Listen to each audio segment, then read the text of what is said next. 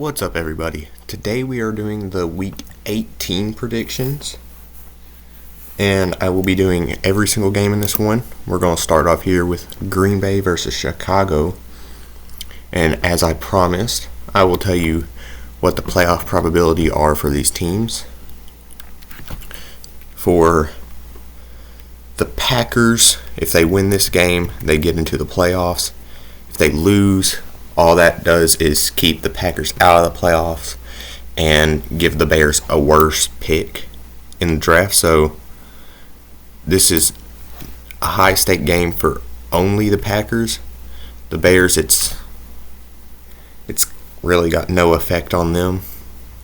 Whether they win or lose, it just moves their pick maybe a spot or two. So it's not crazy for the Bears. So in this case, this is a must-win situation for the Packers and just a normal game for the Bears. But of course, since this is a rivalry team, I'm sure the Bears will be happy to kick the Packers out of the playoffs. I know if I was playing for a rival team and my team had a chance of keeping their team out of the playoffs, despite my team having zero chance at that, I'm going to do it just out of spite because they're a rival team. So, not saying this game won't be competitive. It 100% will. But other than that, I mean, there isn't much on the line for the Bears. I almost said Cowboys. They're not in this game. They've already clinched the playoffs, so yeah. There's two teams in their division that have clinched the playoffs. Both the what's the other team? Eagles and Cowboys. Both of them are in the NFC East, and they've both clinched the playoff, but they both have the same record, so that just means one of them clinches their division. And also, if you're thinking I have a wonderful memory and somehow remembered all of this, no, I remember absolutely none of this. I have it written down on a piece of paper and I'm reading from it. Not scripted, but I just don't remember all the stats, and I have the most important ones written down so I can kind of point out what these games mean for the teams, because it's Week 18. I mean, the loser could be out of the playoffs and could put someone else that was maybe had a 3% chance of winning and getting into the playoffs. Or it could be like the Buffalo Bills, where the only way they win or something is through some crazy stunt of a ton of teams losing and them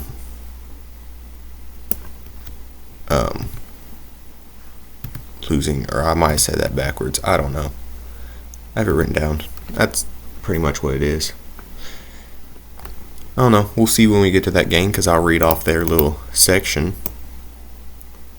because I have something that I have to say every single game, due to the fact that every single game kind of has an effect on something. I think there's only like two games really that have no big effect, or no effect at all towards the playoffs. But, I mean, doesn't mean they're not important games. It still determines draft picks and all. But anyways, I think in real life, I think the Green Bay Packers should win this game quite easily. Bears are not a terrible team. They're just not that good. It kind of goes along with the question that's been asked all year: how much help does Justin Fields need?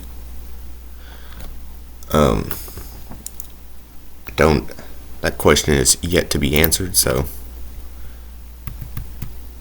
I guess we'll see if he's capable of winning games with the help he has now, or winning against a higher class team, I guess,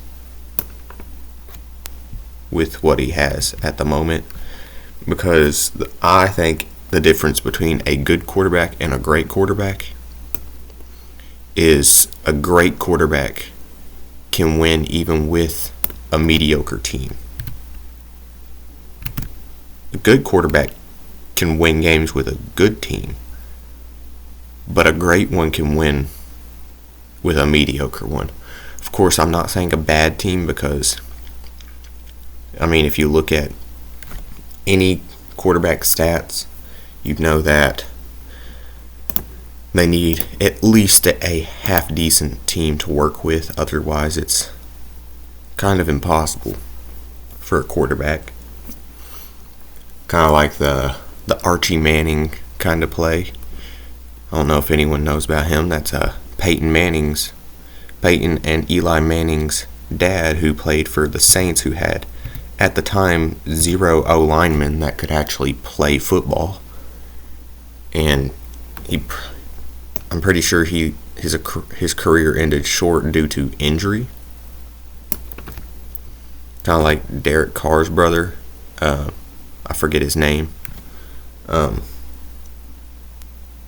Derek Carr's brother was the first quarterback for the Houston Texans. He was a good quarterback. He just didn't have anyone around him, and kind of put his career short due to injury and poor stats. But it wasn't really his fault. I'm going to try and get one more play off here. I'll just throw it up to the tight end. I was just hoping to get somewhere past the 40, which is what I did.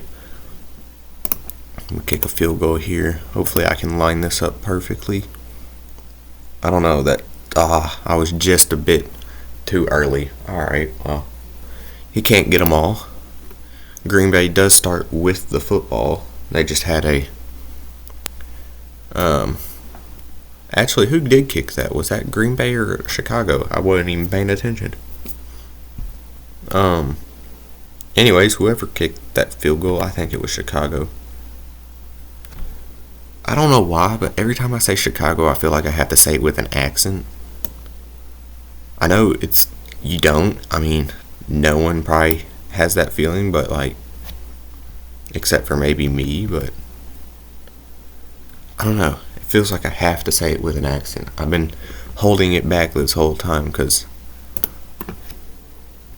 I don't know why. There's no reason I should. I mean, it's funny, I guess, but I always feel like I have to say it like Chicago. I don't know why. I don't even know what accent that is. It just, for some reason, every time I hear it or say it, I feel like I have to say it like that. I don't know. I don't know when that started either. I don't even know where I heard someone say that, something like that, or say it like that. I don't know, but it just sounds right to me. I've never heard anyone say it like that, though. It just sounds right. That's the only reason. There is no other reason other than it just sounds right. Oh, bobbled it to the defense. Chicago retains, or not retains. What's the word I'm looking for?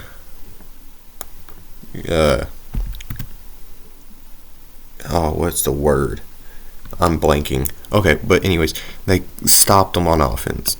That's pretty much what I was saying. I was just wanting to say it in fancier wording. Seems smarter. But I just couldn't whatsoever think of the word I was looking for. Anyways, this will be a longer video, so the people still watching, my bad. I should have done all the videos like this. It just makes more sense this way instead of doing 4 parts. I kind of figured that out when no one watched part 2, 3, or 4 really. Like I had like 400 people watch part 1, but no one watched the rest of them. I was like, yeah, maybe it's better if I just do it all in one video. Of course, I don't know if anyone will even watch it, considering how long the video will be. It'll probably be somewhere around 2, maybe 3 hours long, depending on how long these games are and if they go into overtime or whatever. Green Bay breaking tackles, 13-yard pickup. I'm gonna try and drain some time, because what I'd do here if I were Green Bay, I feel confident in my offense, because when they're good, they're good. And I think that bobble was just kind of unlucky. There was one defender there, so I think it was just unluck that really got him. Got the Green Bay offense there. So they just got a tad bit unlucky. But anyways, I think drain a little time, get the touchdown, 2-point win. That's what Green Bay's looking for. Of course, Chicago's not. They're looking to stop the Green Bay offense out of bounds. That's not what you want as a Green Bay. If you're playing for Green Bay, not as a Green Bay. What is a Green Bay? I don't know. I mean, I guess that's technically a bay without sand. A Green Bay. That was a terrible dad joke. Ugh. I've been hanging around old people too much. No offense. I'm just a joke, okay? Don't take offense if you're an older person. Which, surprisingly, it seems the age of some of the viewers for like the first, I don't remember. I think it was like the first 3 viewers, or the first 3 videos I meant. Like, I think it was 50% of the viewers were 60 plus. I don't know if that was just grandparents letting their kids use their YouTube account or something, but I thought it was funny. It was like 60 to 70-year-olds, and I was like, really? I didn't even know they knew what Retro Bowl was. I'm almost positive it was just like their grandkids or something watching it, but I still found it funny. The stat line looked hilarious, because it was either you were 70 and up, or you were 17 to 18. Which is, as far as YouTube goes, you can't make an account unless if you're younger than that. So most kids just lie. So I'm guessing majority of them are actually like probably somewhere from 8, 9, maybe 10. I don't know exactly. Of course, because it doesn't say on YouTube. Because it doesn't count your account in the stat line unless if you're 17 to 18. Or it might start at 16. Anyways, Green Bay did win. So, theoretically, if that were to happen, they would make the playoffs. There's the star ratings. Green Bay is better.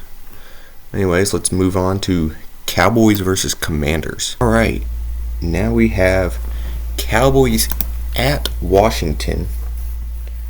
So, we'll see how this goes. It's also raining in Washington as it was in Green Bay.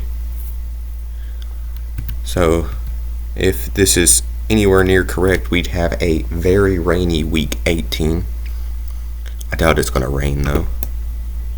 Dallas should win this one. And, of course, if they do win this one, they clinch the NFC East. But if they lose and the Eagles lose, they still clinch the NFC East, and the Eagles need the Cowboys to lose in order to clinch the NFC East, which it's really just a battle of who gets the number 2 seed. So who's going to play the worst team at the start of the playoffs? Which also, that always surprises me that they do that. It doesn't surprise me that they do that, but it always surprises me how close those games are despite the difference in team abilities. Because the lower team, I feel when they make the playoffs, it's not like, oh, we've done good all season, we got to keep it up. It's more of, we got lucky, now's our chance to prove ourselves. And so they always play better in the playoffs, the lower team does, and the higher team kind of doesn't. They kind of play the same because they've been playing at that high energy the whole time. That's just kind of the way I see it.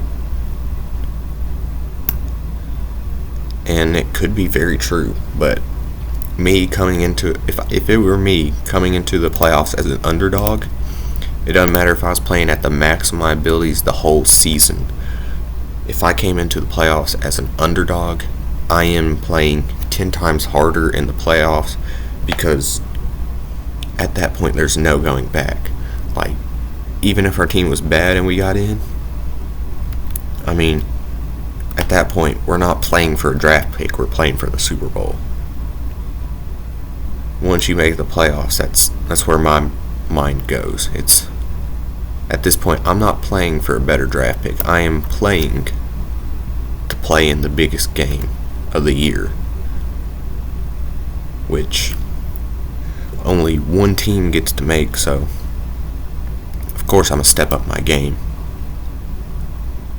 At least that's how my brain would work. And I know that pretty well because it's my brain. And I kind of know how my motivation segment kind of works. I know what motivates me and what doesn't. Like, if you told me that if I did this, I was getting big money, oh yeah, I'd do this every day. I don't care if I was getting shot in the back of the leg by a paintball gun every hour of it, I'd still do it. I mean, doesn't sound like it hurt that bad. Millions of dollars to get shot by a paintball gun, I'll do it. I mean, I've never done paintball tournaments. They don't seem too bad. They could be fun. Something I might do in a later video, like, I don't know, maybe Madden, but if I lose, someone gets to shoot me with a paintball gun. I don't know. Seems like it could be fun. I don't know who I'd get to play with me. I don't have too many friends that play Madden, because I don't choose my friends based on what games they play. That'd be kind of weird. Dallas here has time to take the lead, and they 100% can. I mean, they took about this long, or about a minute and a half maybe, to score last time, so if they keep up that same rate, this could be a perfect amount of time for them. But if they speed up or slow down even a little bit, it could mess up the entire drive. Out of bounds is not something that they wanted to do. I thought I'd get tackled, not pushed out of bounds. Smart move by Washington, I guess. If you're what's his name? Ron Rivera, is that who it is? Is he still the head coach? Anyways, if he's the head coach, you're happy that you did that. Which, I don't think the Commanders can get into the playoffs. I think they're out of it this season. They were close, but I'm pretty sure they're out of playoff competition. Oh, I didn't mean to call timeout. I thought the time was lower. Alright, well, I'll take it, I guess. I'm going to launch it up there. Oh, just overthrown. Okay, I kinda need to lock in here. I need this deep pass to be complete. I mean, there's no way around it. I'm gonna launch it now. to the outside. Okay, broken tackle. Juke around. Alright, call timeout. I missed the button. Alright, if you're a Cowboy fan, I think I got enough time to run one play. I'm going to do it. The tight end's wide open. I'm going to wait, toss, touchdown. Alright, that's kind of what you want to see as a Cowboys fan. I'm not big on the Cowboys. I don't like them because of Madden. Madden kind of ruined it for me because they could have the worst team in NFL history and they'd somehow still have like a 90 overall quarterback, 90 overall running back, and have like an 87 overall team as a whole, and it just doesn't make sense how you can have such a good team and still suck. And also, I just don't like it because of their fans. Their fan base is crazy. I've known a few Cowboys fans, and you say one wrong thing about the Cowboys, and they're ready to brawl, and they don't play fair. Just like Tom Brady, they'd get the refs on you. They turn the refs on you. They bring external factors. They'll be... I don't want to say exactly what they do because I don't want to get YouTube mad at me.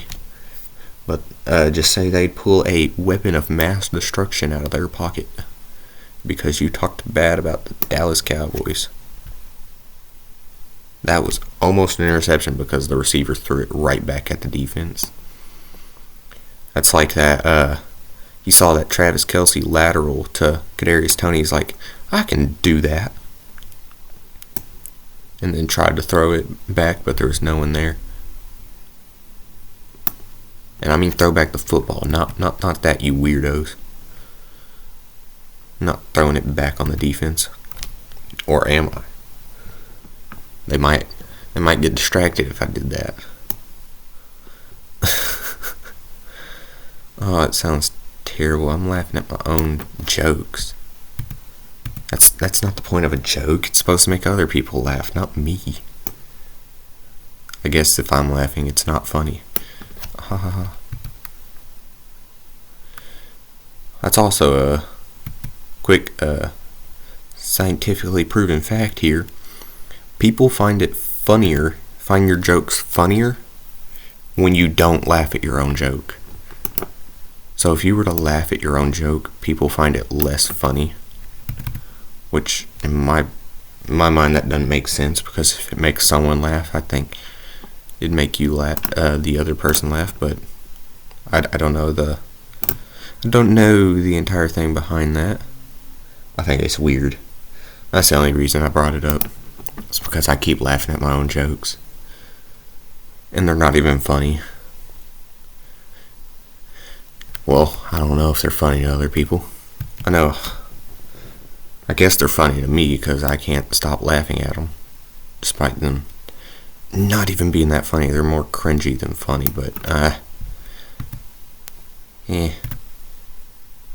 guess that's why I'm laughing. I'm cringing more than I'm laughing. I don't know. Anyways, let's bomb this up here to the receiver. Never mind, I was going to say a joke, but I'm pretty sure I'd get a strike on YouTube for that. I don't want that. Especially since YouTube's not really paying that close attention to me, and I don't want my first big sought after thing on YouTube is me being a bad content creator. That'd be the last thing I want. It'd be like this guy got a strike before he was even really noticed. His first big decision was doing something bad enough to get a strike. That's terrible. Or get his channel taken down before he's even got a fan base bigger than 20 people. I don't know. Anyways, we got a touchdown with Dallas there. If I'm Dallas, I'm going for 2, making sure that the win is pretty much guaranteed. And he drops the pass. Oh no. Okay, well that was a risk I was willing to take because I trusted in my receiving core. Now you gotta trust in your defense, which is the strong point of Dallas, don't get me wrong. That is where they are best. But in that situation, you kind of expect your receivers to come up with the catch there. It's kind of disappointing in a way because you expect so much more from them, especially when the pass is just barely behind them to lead them away from the defense and they can't come up with the catch. Which, I'm not saying this isn't going to happen because the Cowboys have been kind of up and down, up and down-ish. I mean, so have the Eagles, so they could still very easily clinch. Oh, never mind. Washington overthrew. So, we'll see what Dallas has in store. They have their chance at securing 100% win with a field goal here. Of course, they're gonna try and get a field goal. Doesn't mean they're gonna get it. Smart pass there. Around the defenders. Get an extra 2 yards because of getting around the defenders. I don't know why I couldn't get that thought out of my head. Or out my mouth, I guess. It was in my head, I couldn't get it out. I couldn't speaketh it. Go around the defenders again. 19-yard pickup. There's no reason to call a timeout. Dallas has already secured the win. There's no reason to call a timeout. Broken tackle. Do a little celebration dance. Alright, I'm gonna quit teasing. We get on in. Now I'm going to go for 2 points just to clear up the stat points. They won't do this, but I will just to make the stats even. Well, I guess it was already even, but if I went for 1, then it wouldn't be. And I just like even numbers. But that should do it. I don't think there's any way that Washington can do this. No, there's no way they can. There's not enough time. So there's maybe 30 seconds left. They could have got a quick kick return and then another kick return, which unlikely, but I guess it still could happen. I'm going to just toss it up there to the tight end. Oh, overthrew by a lot. I didn't think he had that kind of arm in him. Anyways, there's the Dallas and Washington star ratings. Washington defense was pretty good, actually. But anyways, Dallas did come up with a win, so that means Dallas would clinch the NFC East. And moving on to Broncos versus Raiders. Alright, now we have the Broncos versus the Raiders. This is just one of the 2 or 3 games, I think. I don't know, I think there's 2 or 3 games in here that only determine draft picks. This is one of them. It just determines who has what draft pick. Whoever wins gets the worst draft pick compared to what they have now, I guess. And whoever loses gets a better draft pick. But other than that, there's no big ordeal around this one. It does nothing towards the playoffs, but I'll show it anyways because it's still a game people will watch for some reason. I don't know, when my team gets kicked out of the playoffs, I kind of quit watching unless if it's against a team that could potentially get kicked out of the playoffs, because I would love to watch my team kick a better team out of the playoffs. That'd be pretty neat. I think it'd be pretty cool. After this, though, we got Jaguars versus Titans, which I probably will watch that game if I ever decide to, because that is a game that could decide if the Jaguars get into the playoffs. I'd probably watch that one and the Steelers game because those are the two games that would decide it. But I'd only watch the Steelers game if and only if my team beats the Jaguars, because in order for the Jaguars to be kicked out of the playoffs, they need to lose and for the Steelers to win. So that's kind of where that one's at.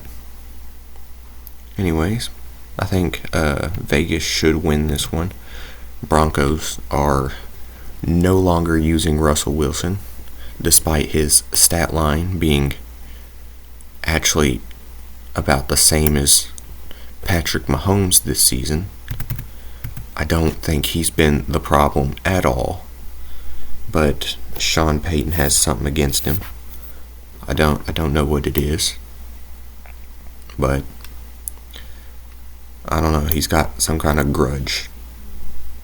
I don't know what the dude ever did to him, but in my opinion, this was a decent season for Russell Wilson. It's a good comeback season for him. He's not at his peak at all, but he's definitely not hit rock bottom. He was better than last season, and honestly, I don't think he was the problem offensively. I mean, Courtland Sutton played really well. Jerry Jeudy is not playing up to where people thought he would, but he wasn't terrible. And I think it was really just their run game that was not that good this season. It was solid, it just wasn't good. And their defense was good. They had a chance at the playoffs and missed it by 1 or 2 games, but I mean, all in all, not a terrible season. Started off slow, but Russell Wilson quickly found his footing in the season and had a solid season. So I doubt he'll be retiring this season. Everyone that is watching football thinks he will. I don't think so. I think since Sean Payton's cutting him, I think he'll stay in free agency. He'll probably look for a new team, a team that needs a quarterback, which is the Patriots, and the Raiders kind of need one. So he could be playing in this game his potential new team. The Raiders are more of a pocket passer QB kind of style, but very much could be his new team. I mean, he's a bit different of a player than what they want for their quarterback, but still very possible. They need a quarterback. He's a quarterback, and one that's proven himself in the past, so there's that. And also, they say the biggest one is the Patriots, but of course, I doubt he's going there because everyone thinks Russell Wilson is terrible. But, I mean, all in all, I don't think he's been that bad. And Bill Belichick has been under fire the whole season. There's question about him being there next season. And if he does start next season, he'll probably only be there half the season. There's a lot of talk about him no longer being the head coach of the Patriots. Crazy, considering what he's done for the team. But I don't think it was really him. I think he got lucky with Tom Brady. Of course, he got lucky with Julian Edelman too. Julian Edelman was not a receiver coming into the draft. He was actually a quarterback, and a very terrible one at that. So I don't know what he saw in those people, but he got lucky drafting them and got him a good team. This Broncos had a good long play there. they could tie this up before going into the half, which is what I'm going to try and do. That's what happens. So I think Las Vegas does start with the ball for half, and that might be bad. Okay, it went in. I clicked a little late. That's why I thought it wouldn't go in, but I guess Raiders still technically have a chance here. They just have to go like 60, 70 yards on a single play or get a kick return touchdown, which they're not. I'm going to pull it out with 1 second. The defense was right there. I like this play because this receiver can get wide open. I throw it up. Just overthrown. Okay, I threw just a second too early. Vegas had a chance at getting a big lead before going into the half, and Denver actually starts with it. Okay, I thought Vegas got it, but anyways, I was wrong. And Denver has a chance here to win a late season game. And I don't know who they're starting at quarterback. I just looked at it a few days ago. I don't remember his name. And to be frank, I don't really care. I don't know what Sean Payton's doing. I kind of like Sean Payton because of what he did for the Saints and all that, but I mean, him disliking Russell Wilson for no reason kind of made me look at him differently. I mean, that's like Andy Reid looking at Patrick Mahomes and saying, "You're a terrible quarterback, you're sitting on the bench." Which is insane to me that anyone could look at any quarterback that had a season like his and think, "You're sitting on the bench because you played terrible." Oh, that's no good. Never mind, it is good. I keep clicking it late and I'm thinking I'm missing. I don't know what Vegas would do here. I think I just play at a normal pace. I'm going to take this out, try and drain time. That's strictly the reason why I'm doing this. And also for potential of scoring quicker due to a kick return or just better field positioning. But if I was Vegas, I either want to score really, really slow or really, really fast. Either way, there's no in between for that. You can't score at a medium pace because then that sets Denver up perfectly for a normal paced drive. So, doesn't matter. That looked like it would be a good pass, but he overthrew him. So Denver actually going to have a chance to extend their lead here in the late of the third quarter. Of course, I'm going to pull the same trick I did with Vegas, and I'm going to throw it straight up to the long routing receiver. Of course, that one not overthrown, so Denver going to stay in bounds and drain some more time. Once again, I'm going to go for a long routing receiver. I'm going to throw it up. Never mind. Sacked before I could get the throw off. I'm going to do it again. And I'm going to throw it again. And wide open. Because the defender kind of dived before the ball was even there. I don't know what he was doing. Anyways, Denver extends the lead 28-14 with a extra point. Alright. Yep, 28-14. And the start of the fourth quarter, Vegas down by 14. They need to score quick here, get a quick defensive stop, and score quick again. This game is not over. But anyways, let's continue this. Alright, give me a second, I gotta do something. Alright, I'm sorry about that, I had to do something. I was getting yelled at. I don't even know if you heard the person yelling at me. Hopefully not. I mean, it wouldn't really matter to me. It just doesn't sound good in a video, having someone else yelling in the background. Anyways, let's see what Vegas can do. It's not game over for them yet. Still have a solid chance here. They just gotta score pretty quick here, which they're not on pace to do currently, but doesn't mean they're not going to. Especially with a play like this. Oh, I wanted the juking. Get out of bounds. It wouldn't let me. I don't know why.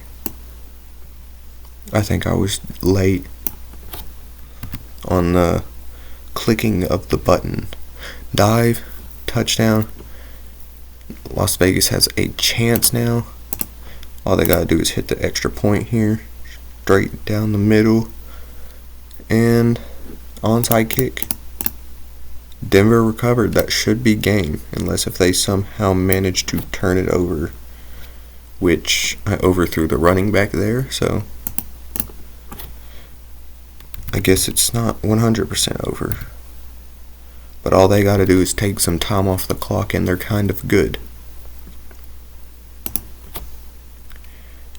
And this is punting territory. Or they could attempt a field goal. I'm going to attempt the field goal, because even if I don't make it, it still drains time, which that was fully against the wall. There was no way I was making that. Okay, well, Vegas still has a chance. They need their receiver to get open, get a big run after the catch, and that's what's going to happen. Get out of bounds. They need another play like that. That'll give them just enough time to get one more play off if they can do exactly the same. Alright, they have just enough time for one more play. Have to go for the end zone. No ifs or anything about it. They have to hit a touchdown here. And just no one was open. And the sack hit me before the ball could come out, and there's the star ratings of the teams. Denver actually coming up with a win in that one. I don't know how that game's going to go. I'd say if the Raiders come to play, they're good. If not, then Broncos could come to play. I don't know. That's really just an iffy game. And now we got Jaguars versus Titans. Alright, now we have Jaguars at Tennessee. Like I said before, this game can go really either way. If Tennessee wants to, they can kick the Jaguars out of the playoffs, which I don't know where Mike Vrabel's going to want to go with this. He might just want to accept the loss early and just attempt getting a better draft pick, which is a possible outcome there. But I think, knowing Mike Vrabel and how he's played in the past, he won't fully give up on the team, and he will continue to try and win games, to try and find where this team can play, at what intensity they can play and what they're good at. Still trying to find the strengths, especially since this is a young team with Treylon Burks and Will Levis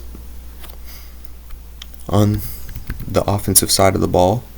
I know we got a few on the defense. I can't remember names. But this is probably a spot where Mike Vrabel will happily still go for a win, especially since it's an in-division game and we can keep the Jaguars out of the playoffs, which is something you kind of hope you can do often, is keep anyone in your division out of the playoffs or keep them from having a good run in the playoffs, because if a team can get confident and win a playoff run or have a deep playoff run, it makes them a more difficult team the next season. So it's not just about this season, it's also about the next. and I think this is a game where Tennessee will try and win. And also Jacksonville, on the other hand, if they win this, they clinch the AFC West, I think. No, they're in the South. Or it's AFC South. So if they win this one, they clinch the AFC South, and they keep Pittsburgh out of the playoffs, because Pittsburgh needs 2 AFC South teams to lose, and lucky for them, there is an in-division game between the Texans and the Colts. So, in that idea, and this is also an in-division game, but Tennessee's already out of it, so it doesn't really count towards the playoffs for them. But if they beat Jacksonville, it keeps Jacksonville potentially out of the playoffs. I think they'd stay in if Steelers lost. I think there's only 2 spots, so maybe not. I don't know. There's a few spots, but anyways, I don't know exactly. This is written in quick notes, and I'm not a professional. This is just something I'm doing as a little hobby for now. Hopefully I can make it my profession. That'd be nice. But anyways, I think Tennessee will try and win this one. I think Jacksonville might as well be winning this one, considering I think we lost to Jacksonville last time, and if we didn't, it was a close win, and we got lucky because this Tennessee team is young and not very good. And that's coming from someone who is a fan of the team, so don't get mad at me for saying that, because this is my team, and I hate saying they're a terrible team this season, but they're a terrible team this season. Ryan Tannehill is an interception machine. I think before he was injured, he threw more interceptions than most starting quarterbacks for teams that have played the entirety of the season. I think he threw as many interceptions as Patrick Mahomes has and Brock Purdy has, which I think Brock Purdy's thrown 9 interceptions and Mahomes has thrown like 8. But anyways, he threw like probably 8 or 9 interceptions within his first 3 games, which he only played 3 games because of an injury, or it might have been 4 games. I don't know, it's been a minute. But he didn't play much, and he threw more interceptions than more than half the league's starting quarterbacks. So, kind of upsetting. We were a highly looked at team in the offseason, considering we picked up DeAndre Hopkins, and Ryan Tannehill was coming off of a pretty good season. We were very much looking at at least a wild card spot. Not round. Well, I guess it would be a round, but you know what I mean. Everyone thought we would make the playoffs, and I guess Ryan Tannehill saw the stat line, and he was like, I'll make history by being the worst quarterback of all time and only start 3 or 4 games. And for some reason, Mike Vrabel still thinks he could be the starting quarterback of the future. Why? I don't know. I don't know if he changed his mind after Will Levis. I know when Will Levis took over, he was like, Ryan Tannehill will start again when he's back from injury, which I thought was insanely stupid considering how terrible he played. But I guess if he's proved himself in the past, it kind of makes sense, as Tennessee's scores with only 5 seconds left on a long passing play. Wasn't even paying attention to the time until like halfway through that sentence there, but I mean, I'll take it. The only way Jacksonville can score here is if this is a touchback, which it's not. So I'm going to just run the timeout. There's no way I'm scoring this kick return touchdown. If I score the kick return touchdown, okay, I'm going to tell you now, I'm quitting the game and I'm calling Jacksonville the winner. Which I didn't get it.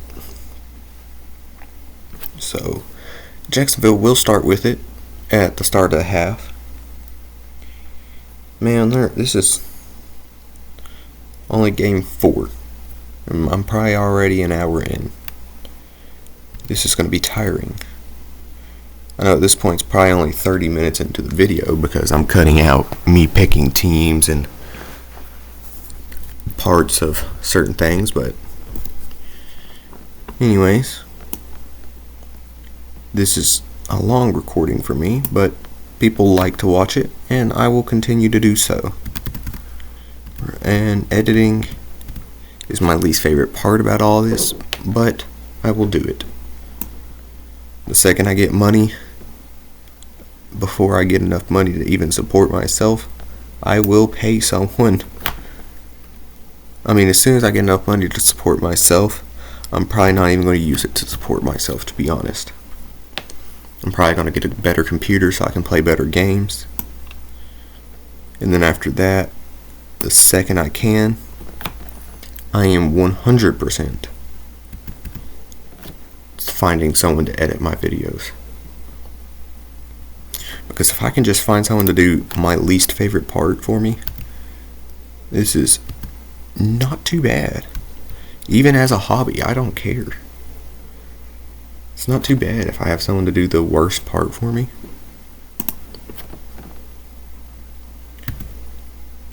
And Jacksonville scores, ties up at halfway through the third. Towards the end, though.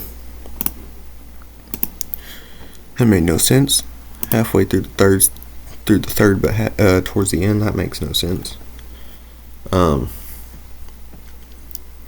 anyway, so if Jacksonville wins this one, Steelers are out of the playoff contention. So I guess either way it's kind of a win. Because if Jacksonville wins, no Steelers. And I'm not a fan of the Steelers. So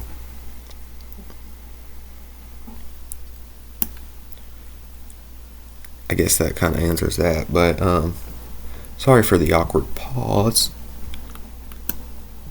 I don't know why I did it. There was no reason. I had the thought already spoken out, but just didn't finish it.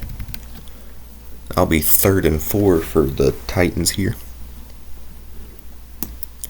But if we do win this, it's another win for the Titans, despite them not getting into the playoffs because they are already out of contention. I don't know why I started the accent.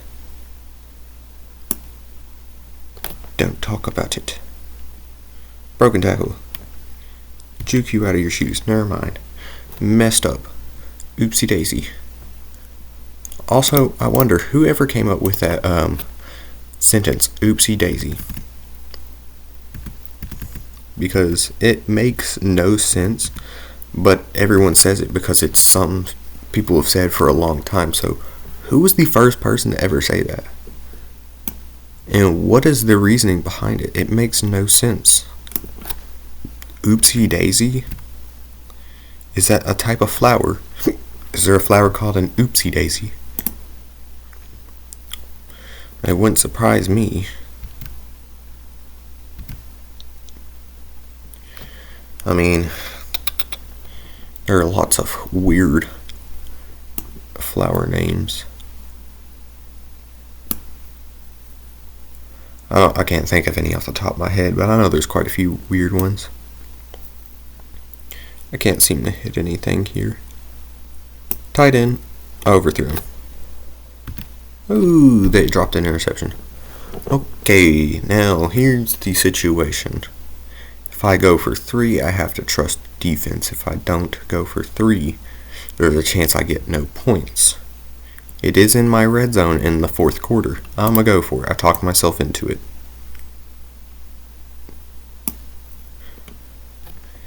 I did get it. I did get it. I did. And I'm gonna go for 2, so that way Jacksonville has to only tie. They can only tie if I do so, which would be quite nice. Of course I get it. That means all Jacksonville can do is tie, which is nice, because they are quick at scoring. So at worst, all they can do is tie. Of course, I'm going to play these games like any normal person would and try and win with both teams. Unfortunate for me,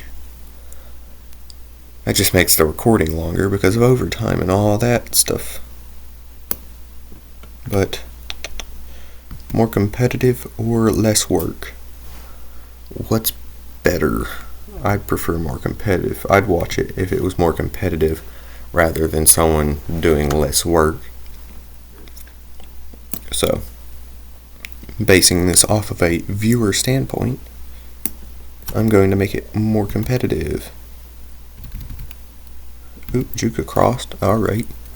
Not calling a timeout because if you're Jacksonville, you're looking to drain as much time as possible. So this will go into overtime. Because if I'm looking through Jacksonville's eyes, that looks like the most probable situation. Take it to overtime, win it there. Otherwise, I don't see Jacksonville winning. They're gonna have to go for 2 here. So it's not a guarantee. Change the play. I'm looking for the flag. Got it. As long as he catches it, let's just go into overtime. Okay, they have a chance at an onside. I'm going to try it. Tennessee did recover. Tennessee has a chance here. I'm going to throw it up to the receiver, get some better field position. Get out of bounds. Kick a field goal. That's what I'm going to do. I didn't think about that, and that could very much happen, so there you go. Not rigged. I just wasn't thinking about the onside backfiring. There's the ratings, so that means Jacksonville is not out of the playoffs yet, but the Steelers now have a chance. Moving on to Texans versus Colts now. Alright, now we have the Texans versus the Colts. This is in Indianapolis. So, in order for this one to go, see, the Texans need a win over the Colts. And that'll guarantee them since Jacksonville lost. But if the Steelers lose, Jacksonville still gets in, and the winner of this game gets in. So pretty much, okay, that's an interception. But pretty much what needs to happen is the winner of this game gets in. The loser does not. And the winner of this game will take the AFC South and will clinch a playoff berth. Whereas, I think, yes, Jacksonville, since they already proved themselves as the number 1 seed in the AFC South, they would get in with a Steelers loss. Of course, if the Steelers won, the Steelers get in. Which, that's only if there are 3 spots open.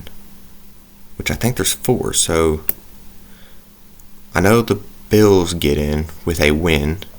They would, that's all they got to do. Even if they lose, they get in because of previous games, how they have gone. So the Buffalo Bills are guaranteed to get in now. So the Bills clinch the playoffs already. And so that's that means there's 3 spots. So Jacksonville needed a win to guarantee their spot. So let's see. That means there's 3 spots.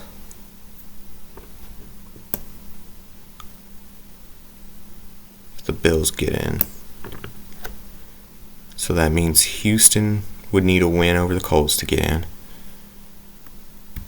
And the Jaguars. So I think, no, the Jaguars aren't guaranteed. I think whoever wins this, I don't think it matters. I think since the Jaguars lost, whoever wins this just clinches the AFC South. But I think all 3 of them can still get in as long as the Steelers lose. That's what I'm seeing.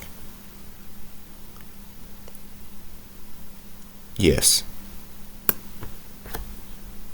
So all 3 of these AFC South teams can get in if the Steelers lose. But if the Steelers win, then the Colts are out if they lose. So the loser of this game needs a Steelers loss for them to get in. Okay, that's a bit confusing. But that's the playoffs for you. It's confusing until you have someone tell you what it is without doing all the stuff they need to know for stats wise and all that to know who would get in and who wouldn't. Because I did all that before and I'm confused just looking at it. I literally spent like 3 hours just doing all the potential outcomes, and there's still so many. Because every game can affect every other team, pretty much. Even the teams that have clinched the playoffs can affect teams that haven't clinched the playoffs. So it doesn't matter if your team has clinched the playoffs or not, you still affect the teams that haven't clinched. And if you got to put that into perspective for this video. So just think of all the work I have to put into this before you decide to dislike this video or something. Because despite it being a low quality video, there is a lot of effort put into this. And considering all the effort I put into this, I think this video deserves a like and for you to hit the subscribe button, because this is only game 5 of 16 in this video, and I doubt anyone's going to watch it all the way through. If you do, you're amazing, and there's not much else I can say. I mean, thank you if you watch the whole video every single time I post a video. Love the support. Well, anyways, if you made it this far, might as well hit that like button and that subscribe button. And before you hit that dislike button, think of all the effort that goes into this. I know the quality's terrible, but I can't really help that at the moment. I don't got the money to change the quality. I don't have the money to get a new computer to run this game on. So you're going to have to deal with it until I can get some money to upgrade. Anyways, you can hit that like button, the subscribe button, hit the little bell so you know when I post a new video, which is pretty much daily. I'll post every day except for Sunday, maybe on Sundays, but that's just kind of my break day at the moment. That might switch around sometimes. But 6 out of 7 days of the week I will upload every single time, unless if something big comes up. Anyways, let's see if Houston can tie this up. Indianapolis will start with the ball at half. So this is a very necessary drive for the Houston Texans. I'm going to try and throw it up there to the sideline. Overthrown a bit. Can he outdo the receiver? He can't. The receiver outdoes the defender. That's what I meant to say in the first place. And he outdoes another one. I'm going to step out of bounds. Oh, it wouldn't let me step out of bounds. Oh, I about missed the mouse and missed the timeout button. But anyways, what's the best idea here? A touchdown is not guaranteed, but a field goal doesn't guarantee a win either. I'm going to go for the field goal just due to the fact that there is no guarantee of a touchdown there.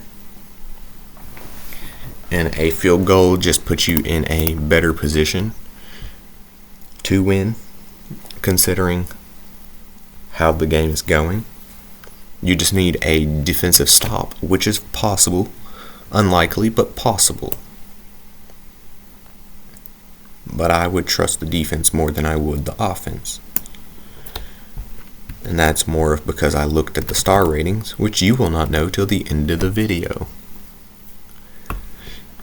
Or, not the end of the video, the end of this game, because I'm not saying it. And it also gives you another incentive to watch the video. Yay! Imagine I use something to tempt you to watch the video. It's almost like what YouTubers have been doing for years. And I'm just stealing their idea. Because that's what people do nowadays. They just steal people's idea and add their own little twist to it. Some people don't even do that, which is borderline plagiarism, but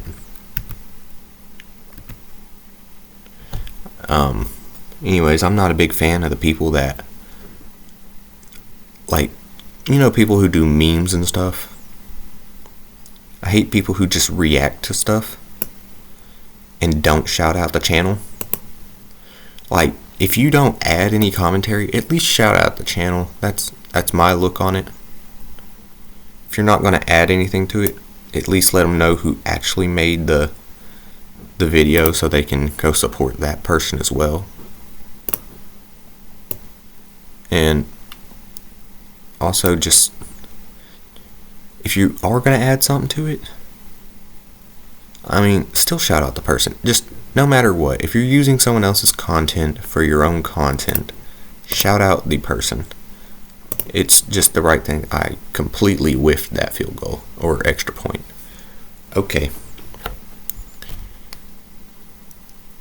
Anyways, there's my little opinion on that. If you're going to use someone else's content, shout out the person who actually makes the content. Because otherwise, you're just getting all the fame for someone else's work, which is not a good thing in my eyes. If you want all the fame for a work or all the praise for something, do it yourself. Or if you're getting help by someone else, don't throw them into the shadow. Bring them up and push out their content as well. That's just the way I see it. I don't know about you guys. I'd hope you see it the same way, because if not, you can just steal my content, which is terrible. No one's stealing my content, though. It is terrible. Hey, Peter, your content's terrible. I don't even know. Don't. Whatever you do, do not. Just skip that part of the video, please.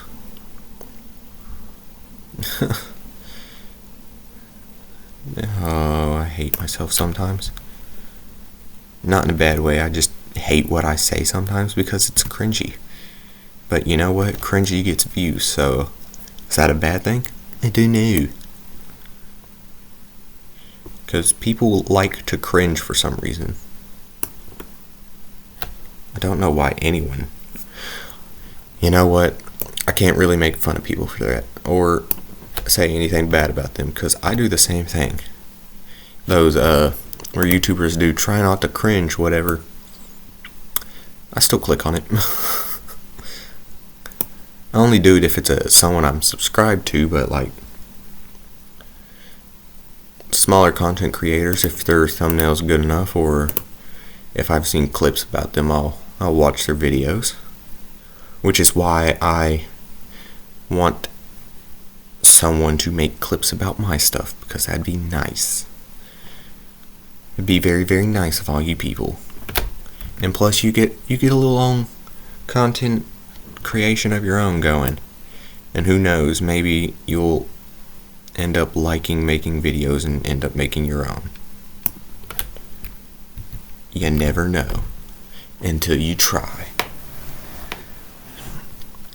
But anyways, Indianapolis can close out the game here. All they need is a tutty. Field goal just heightens the score. I thought I overthrew him there for a second, and I was about to say, oh, I just accidentally gifted Houston. Oh, I did overthrow that one. I spoke too soon. I mean, it is at the 50, so it's not on the 20, but I mean, that sucks. I didn't mean to do that. Now I'm going to throw to. I'm going to throw it there. That was a perfect pass. I don't know how I got it right where I wanted it to. Alright. Maybe this is a sign that Houston's meant to win this. I don't know. Their O-line's holding up really well. I'm surprised at how well their O-line's holding up. I mean, I don't know how true that is to real life. I haven't watched any of their games. To be honest, I'm gonna look for the deep pass. I'm a bit greedy. I overthrew him. Overthrew. Well, overled, I guess, is the correct term. Oh crap! I need a touchdown, or a field goal. No one getting open. I'm gonna throw it out of bounds. I'm gonna take the field goal and take this to overtime. Another overtime game. Well, no, not technically. The other game was ended short because I didn't think over the onside kick. I just saw the button. I was like, that's not a bad idea. I didn't think of the fact that the other team could easily get like 5 yards and kick a field goal, and then there's the game. Wow. I was stupid and I didn't even think it through. I'm sure that's not going to happen in real life because they're actual seasoned NFL coaches. If they did that, then I'm sure they'd get fired. I have so much time in the pocket. I was just waiting to see someone get open, but no one really got open, so I just threw it to that corner. Oh, I finally got sacked after the receiver ran for an extra 5 yards. Oh, they're blitzing. I overthrew him. If the defender was in front of him, not behind him, that would have been an interception. Oh, they're blocking the tight end. Running back. Alright. Nope, not a first down, but close enough.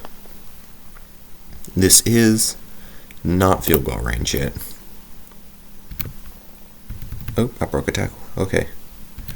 I needed that. And 5-yard pickup.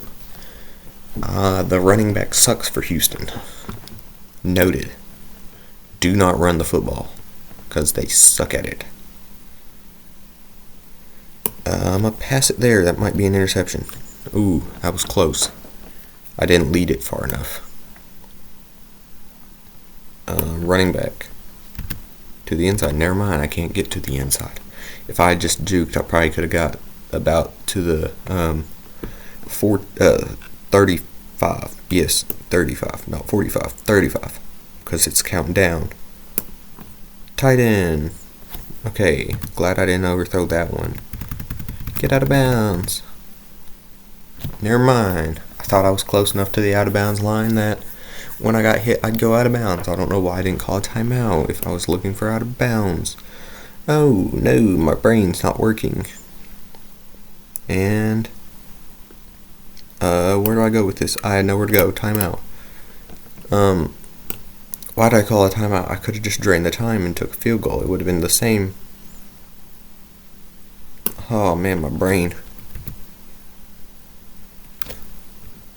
Alright, I'm gonna drain the time to 1. Or, never mind, it won't let me. I'll kick a field goal and let the overtime go. There we go. Houston actually winning. That's probably what's actually. Oh, I forget. They do it. They do it because of the field goal, not the touchdown. They want, for some reason, in overtime there's a touchdown. So, double overtime, I guess. This will never happen, but maybe it's the Retro Bowl God saying, this team is meant to win. No way is the other team winning. ARL, there's an upset, and I threw an interception. Not what I wanted to do. Yeah. Alright, well, Houston did win that game. There's a star rating for you guys that actually waited and watched. No skippers. Skippers are weirdos. Anyways, moving on to Bills versus Dolphins. Alright, now we have the Bills at Miami, and it is raining. Not raining, snowing in Miami, Florida. Very interesting. I'm sorry for all the noises. I'm adjusting in my seat. I think this could go either way, really. And in the playoffs, let's see, what does that include for the teams? What is on the line? Oh, I threw an interception. I thought he'd stay behind him. He didn't. He jumped in front. But the winner of this game will clinch the AFC. I didn't put what division they're in. Okay, I think they're AFC South. No, they're AFC East. Or something like that. I don't know. They're not South because that's the Tennessee Titans division. I don't know. I didn't put their division down. But anyways, they clinched. Both these teams are in the same division. The winner clinches their division. Dolphins have clinched a playoff berth. So, I don't know how Buffalo hasn't. I think all Buffalo has to do is win, and an interception back to back. Okay. The other one was just me reading the play wrong, and the second one was a bounce off the defender. Okay. I didn't read it wrong that time. Never mind. The same thing happened. What in the world is up with this? I don't think these two teams are that big defensively. I know the Bills are 5-star defensively, but the Dolphins aren't. How are they playing defense so well? Jesus. I keep hitting my mouse. I need to watch where my hand's going. Or don't, because then I'm going to miss plays. And oh no, I can't look away from the screen that long. But pretty much Buffalo wins this, they get into the playoffs. Dolphins win this or lose this, they're still in the playoffs. And it's kind of the same for Buffalo at this point. I think because of previous games, Buffalo is into the playoffs. I think the only way they wouldn't be able to get in is with a Jacksonville win and they lose. And then I think the Steelers would also have to lose. Or win, I mean. So they would need Colts to win, Jaguars to win, or I guess Houston could have won too because they have the same overall. Or not overall, I'm saying it like it's Madden. They have the same record. So I guess it's kind of the same either way, but let's see. So how would the Bills not get into the playoffs? They had them listed as not a guarantee. They were listed as in the hunt. So I'm looking to see how would they not get in. They would have to lose, of course, to the Dolphins. If the Dolphins lose, then, or if they lose to the Dolphins, then Jacksonville would have to win, and I think, Steelers would have to win as well. So the Steelers could get in with a Buffalo loss, but since Jacksonville already lost, Buffalo's guaranteed, and all they need to do now is win, and they're in. If they lose, then all three of the AFC South teams get in, along with Buffalo. If I'm doing that right, and if I remember the openings. I think there's 2 in the NFC and 4 in the AFC, as far as I remember. And it's all a very close race for both the NFC and AFC. I think if I have enough time, I can bomb this up to the receiver. Oh, just overthrown. Oh no. It's the end of the world. Boo-hoo. Okay. Pull receiver everywhere. I don't know. Anyways, this game pretty much has no effect considering the previous game's results. And Steelers have a bigger chance of getting into the playoffs because of that. All the Steelers have to do is win, and they're in. Buffalo no longer has an effect on them. Wasn't paying attention to the backfield. Probably should have been. Should have been. Why does that sound like cinnamon? Should have been cinnamon? It should have been cinnamon. Oh, interception. Okay, bobbled it to the defense. There have been like 4 or 5 interceptions already. I mean, that could very much happen in this game. They're both teams that have pretty solid defenses and pretty solid offensive attack. So, based off of everything, I think Allen could very much throw a ton of interceptions. Tua could. I mean, he's not got the strongest arm in the game, so he could underthrow a few deep passes. Or he could get under pressure and then just throw a bad pass. So, either way, this is kind of possible. This could very much be like a 6 interception game, or it could be a 0 interception game. It could be anywhere in between those 2 numbers, and it wouldn't surprise me.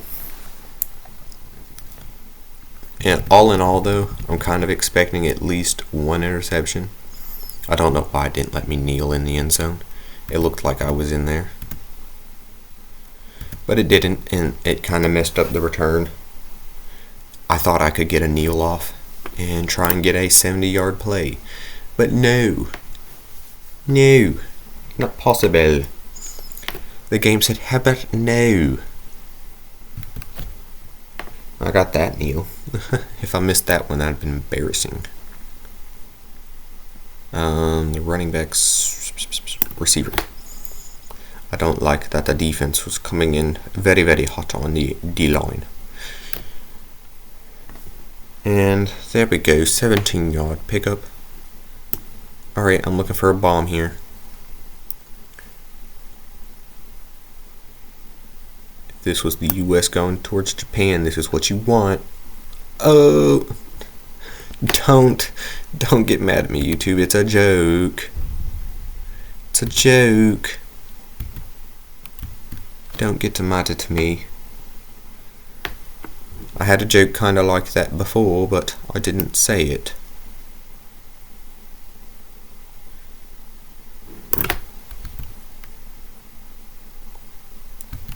Okay, and tutty. Oh, I couldn't get to the outside. I didn't like juking into the inside because then I could have got tackled from behind.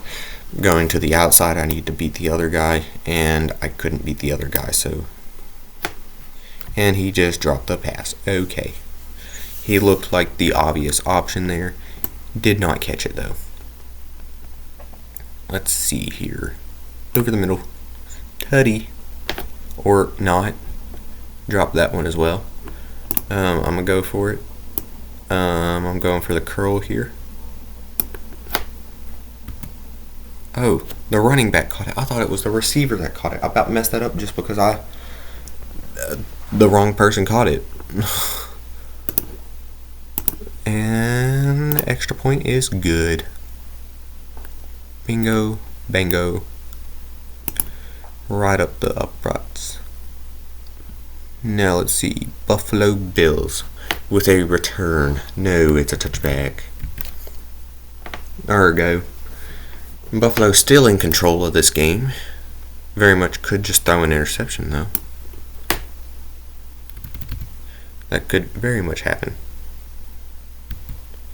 Which I'm surprised after the first quarter that there hasn't been another interception thrown since, or since the first half, not the first quarter. I just overthrew him. I was a tad bit too early. Let's see if I can hit him this time. Launch it. Oh, that might be overthrown to the defense. Oh, okay, he caught it and stiff-armed. This could be touchdown. It's gonna be touchdown. I'm gonna look away from the screen. Hands up. See, I was clapping, so I couldn't clap and have my hands on the keyboard unless if I was using my feet, and that'd be impressive. Also, I wouldn't put my feet on my keyboard. I don't like feet. Unlike every other weirdo on the internet that's got a foot fetish. I don't. I mean, you do you. If you like feet, go for it. I don't.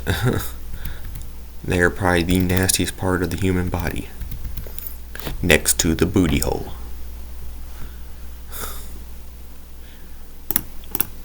Anyways, off that topic, because I'm sure nobody wants to hear me talk about that. To the receiver, to the outside, to the inside, back to the outside, to the inside, to the inside. Oh. And inside just means down. I don't know why I always say inside, outside. I meant up, down, up, down, up, down. But my brain doesn't register it as up, down. And I was on me. I threw it short. Can I get a receiver bomb? I can get it to the tight end. No, I can't. Oh, I didn't like that. I threw it a bit too far ahead of the receiver. I thought that was an interception. I'm looking for it. I mean, it's the only route I even looked at, and I was just a tad bit too late. There's a guy open across the middle. Wasn't even paying attention. Keep going, people. They're triple and double covering, and I only have 2 receivers. I overthrew him. No. Oh, no. That could be the end of Miami. Oh, that was such a big mistake. He was open.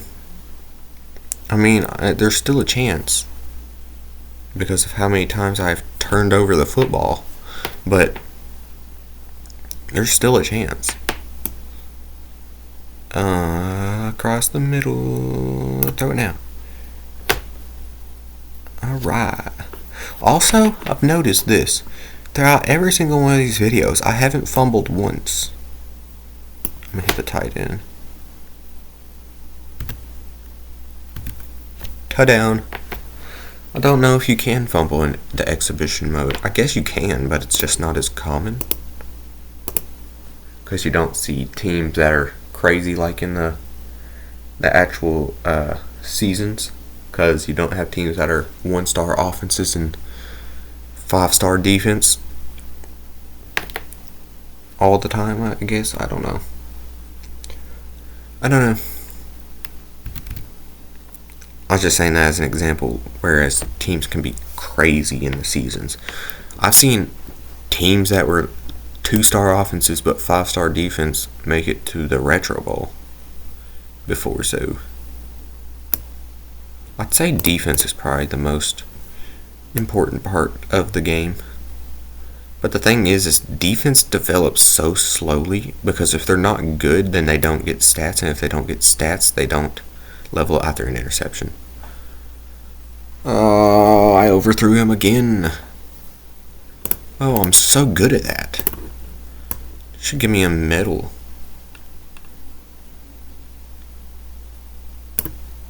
Watch me throw another interception. Nope. I've been funny. Threw a pick 6 on the final play when there is no way for Miami to come back. There's the ratings for people that care. Buffalo won that one, so that puts them both in the playoffs. They already clinched it anyways. Going on to game number 7, Eagles versus Giants.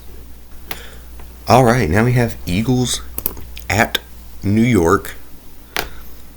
It's raining in New York. That's possible. I think it would probably snow in New York more than it would be likely to rain, but I guess, I mean, it snowed in Miami. It can't be snowing in New York.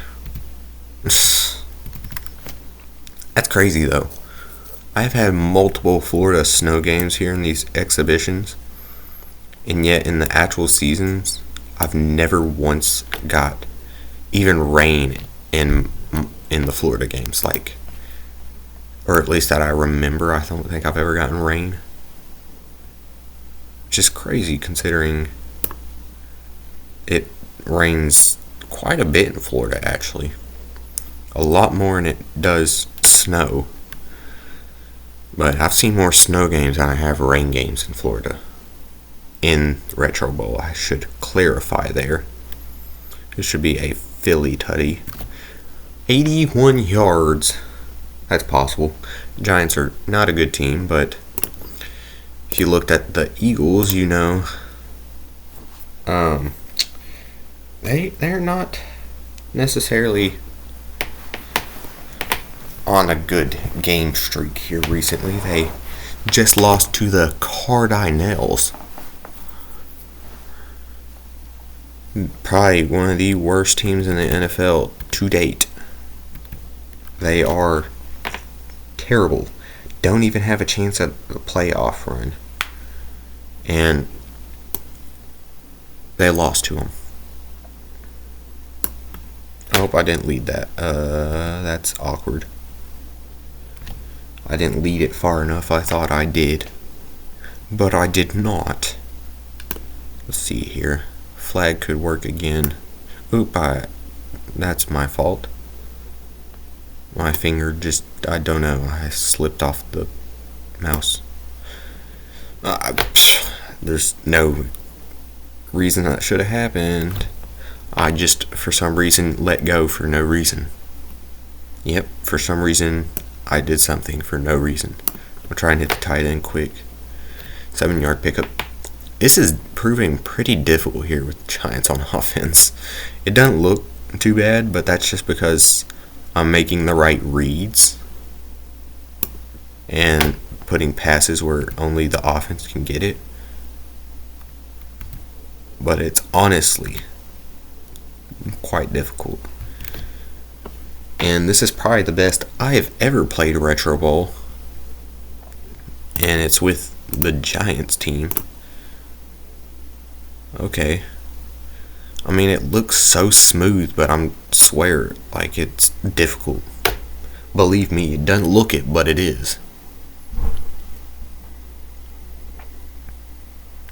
Making the right read isn't always easy. And you'd know if you watch me play, because I never make the right reads. Almost never, I should say. Not never, because then I would never have gotten that touchdown with the Giants. Alright. And let's see. Who's after this game? It's Seahawks and Cardinals. That's an interesting game, because there's a lot on the line there. I think they're the first... No, they'll be the second NFC matchup. But it's an interesting... It didn't register that I clicked the button. Okay. I'll take it, I guess. It just didn't register that I clicked it at all.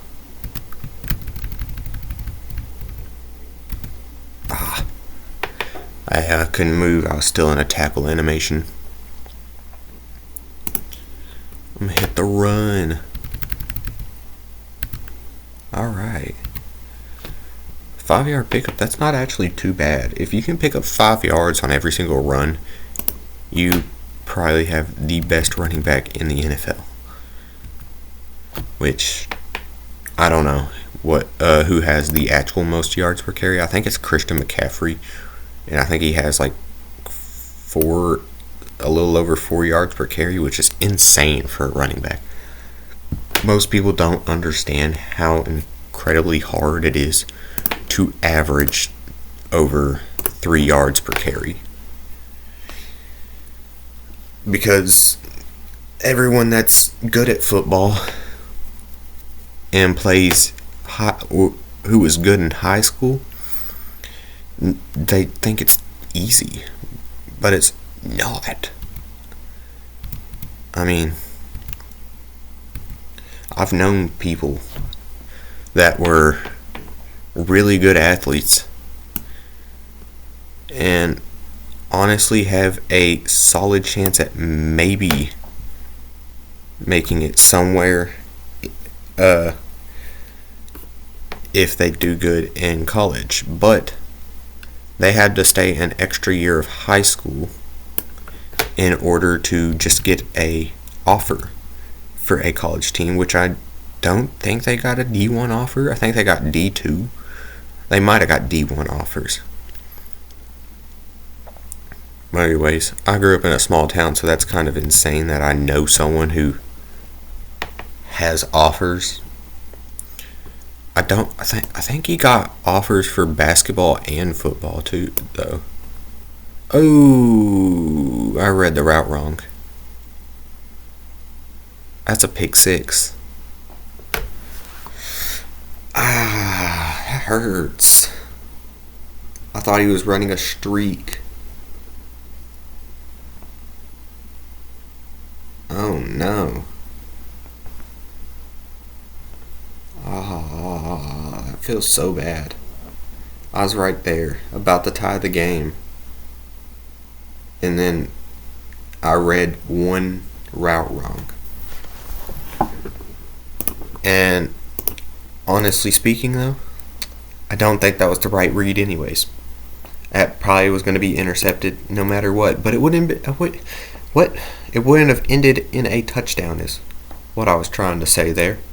It probably would have ended with the Giants not getting a touchdown, but it would have been 14-7, not 21-7. So, it was a bad read, and I thought the play was something different. That's what it boils down to there. I thought it was a different play, and it was just the wrong read anyways. Okay, he's running an in this time. I'm going to throw it to the tight end. I overthrew the tight end. No, I didn't. Okay. I mean, the Giants aren't out of it. They can still score here, get a stop on defense, and they're back in it. But based on how they've been defensively and how incredibly difficult it has been to move the ball on offense compared to the Eagles, I'd say it's not likely. Which the Giants aren't a bad team in my opinion. They're not good, I'll tell you that much. They're just one of those teams that were kind of in the middle. They're not good, but they're not bad. They're not young, they're not old. They're just in the middle of everything. They don't have the best at anything, but they're not the worst at anything. They don't have the oldest players, but they don't have the youngest players. They're at kind of a medium risk of injury throughout the entirety of their team. They're just middle of everything. That's the best way to put it. And let's see. Eagles can't win. I think I did it, but where was it? Yeah. But Eagles, since the Cowboys won, are just fighting for, I guess, a win. That's all it is. I don't think the Giants are not in the playoff run, so this will have no effect on them if they win or lose. Well, it will if they lose. They get a better pick and everything, but I mean, they were a decent team, so it's not like their pick's that good anyways. I tried to let go of it. Alright, run a streak. Go. Person, run. Faster. Catch it. Oh, didn't break a tackle. Okay, well. Anyways, this has no effect on the Giants, really. And no effect on the Eagles due to the Cowboys win. And this is all theoretically if all these games were to happen exactly this way. So, I guess there's that. And I guess we'll figure out when the playoff actually come around, which the first game of this Week 18 game will be just tomorrow on Thursday. So we'll see how the first few games go. I don't know if this is in order because I wrote down these teams before their games were actually scheduled. They just knew what team they were going against. There was no set time for them yet. So I don't know if these are in order, but we'll find out, I guess. Giants could very easily throw another interception here. That'd be funny. This is game 7, and Eagles are already in the playoffs, and they can't win their division, so second in their division in the playoffs. And next is Seahawks versus Cardinals. I think I already said that, but this video has gone on long enough that I've forgot what I've said. And my throat is going dry from talking so much. Tight end. Bang. Honestly, I know this sounds terrible, but I kind of want to see someone fumble because I've never seen someone fumble in an exhibition. I just want to know if it can happen. I've thrown interceptions. I know that's possible. Toss it up. Oh, that's overthrown. Oh, it bounced back to a receiver. Okay. I don't know who actually bounced that back, whether it was the defender or the receiver. I couldn't tell. I think it was the defender who went for an interception and just didn't quite get his hands on it. Bounced back, looked like it was going to the defense again, but they bobbled it. And it went to the offensive player that was behind him. It's a neat little play there that happened. I'm going to just let the time go. There's no way they're getting a win here. I'll go for a touchdown. Why not? Let's see. Touchdown? No, interception. It somehow went from the top of the top middle to the bottom of the end zone. There's the star ratings if anyone cares. And let's move on to the Seahawks versus the Cardinals. Alright, now we have the Seahawks in Arizona versus the Cardinals. And let's see what's on the line here. So, Seahawks clinched the playoffs with a win and a Buccaneer or Packer loss. Have the Buccaneers and Packers played yet? I don't think either of those teams have played yet. No, the Packers won. So they need a Buccaneer loss. As far as I know. I think the Green Bay Packers won theirs. Did they play? Or have the Packers played yet? Give me a second, I'm looking. Packers. Who did the Packers play? Oh, they played the Bears. Yeah, the Packers won. Okay, so they need a Buccaneers loss, but the Buccaneers play the Panthers, so that's probably not going to happen.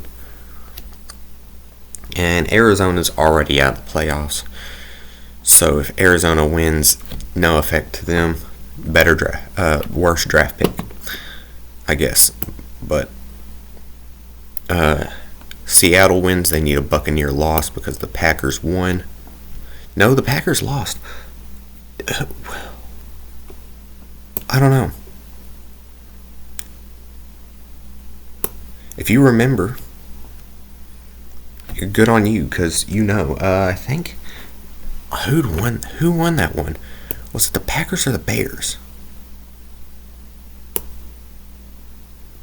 Oh no, I'm gonna look at their thing and see if I can remember what I said. Packers versus Bears. That was the very first game, so that's been a minute. It's been over an hour for me. It's been almost 2.5 hours since then for me. I overthrew him. Packers and the Bears. Who won? I honestly don't remember. I don't know. If you made it this far, comment down below if you remember who won that game. Because if the Packers won, then they need a Buccaneers loss. But if the Packers lost, then all they need to do is win. But I will say, just for clarification, I'll say the Packers won. I think they did win. I'm not 100% on that, but I think the Packers did win. I'm going to stick to that. I'm going to say the Packers won. So, if the Packers won, they need a Buccaneers loss, which the Buccaneers play the Panthers. So, if that were to happen, it's unlikely. Oh, interception. That's if they can even win themselves. I think that was just a terrible read. The other read was worse. And all in all, it was that or sack. I should have took the sack. I'm going to make another terrible read, but I think I actually got that pass in there for Arizona. I did. It's not looking good for Seattle here. I'll say that much. Arizona's dominating. I mean, they are coming off a win against the Eagles, so I guess they're feeling good. They're feeling themselves. That sounds terrible, but if it sounds terrible out of context, I should say. Within the context, it's not that bad of a saying, but like, if you know, you know. Alright. Throw it up to the receiver. I think I was a little late there. I was. Dang it. I am struggling with Seattle here. I'm playing the same way I am with Arizona, which is aggressive. Try and get it downfield quick. Quick scores, quick everything. Just fast. That's what I'm doing. I think Seattle deserves a slower run, which is not something they can afford to do because of how fast I tried to go with them before. they need to keep up with Arizona. And the only reason that is because I tried to go fast with them early, and it backfired. I think the running back's the best choice here. Is that overthrown? No.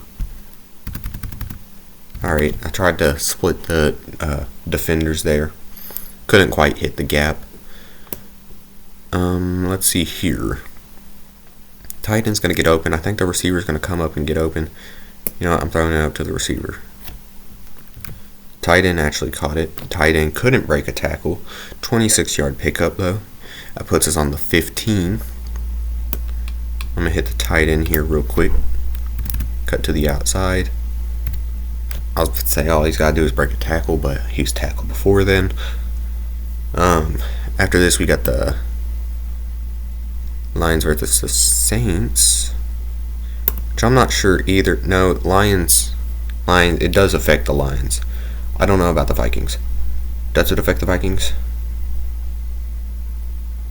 No, it doesn't affect the Vikings. The Vikings are already out of the playoffs, according to what I have written down. I'm pretty sure that's right. I did look at it on the official NFL site, so I'm guessing if they don't have a chance at the playoffs, I'd probably note that to myself. Anyways, let's see what Cardinals have in store. Not a good return, that is. Oh no, I should edit that out. I'm probably not, because why would I? Oh, an interception. That actually helped Seattle. I thought that was a good pass. I overthrew him. Not a bad thing, I guess. That gives Seattle a chance. I think I'm going to hit the run here. See what they got in the run game. I don't know who their running back is. Who's their running back? Running back. I don't know. For some reason, the only thing I can think of is Beast Mode, but I know he's way retired. He gone. He no longer there. Alright, Seattle actually ties it up here. So, game's not over. This one's interesting. This one's quite the game. It's a big game for Seattle. Of course, they still need a Buccaneer loss. So, I remember the first game now. Packers did win by a field goal. I still don't trust it, but I'm pretty sure they did win. I didn't want to go out of bounds there. Why'd you go out of bounds? I didn't click a button. Alright, well, I'm going to be stupid. I'm going to throw it up to him. Okay, he needs touchdown here, I mean.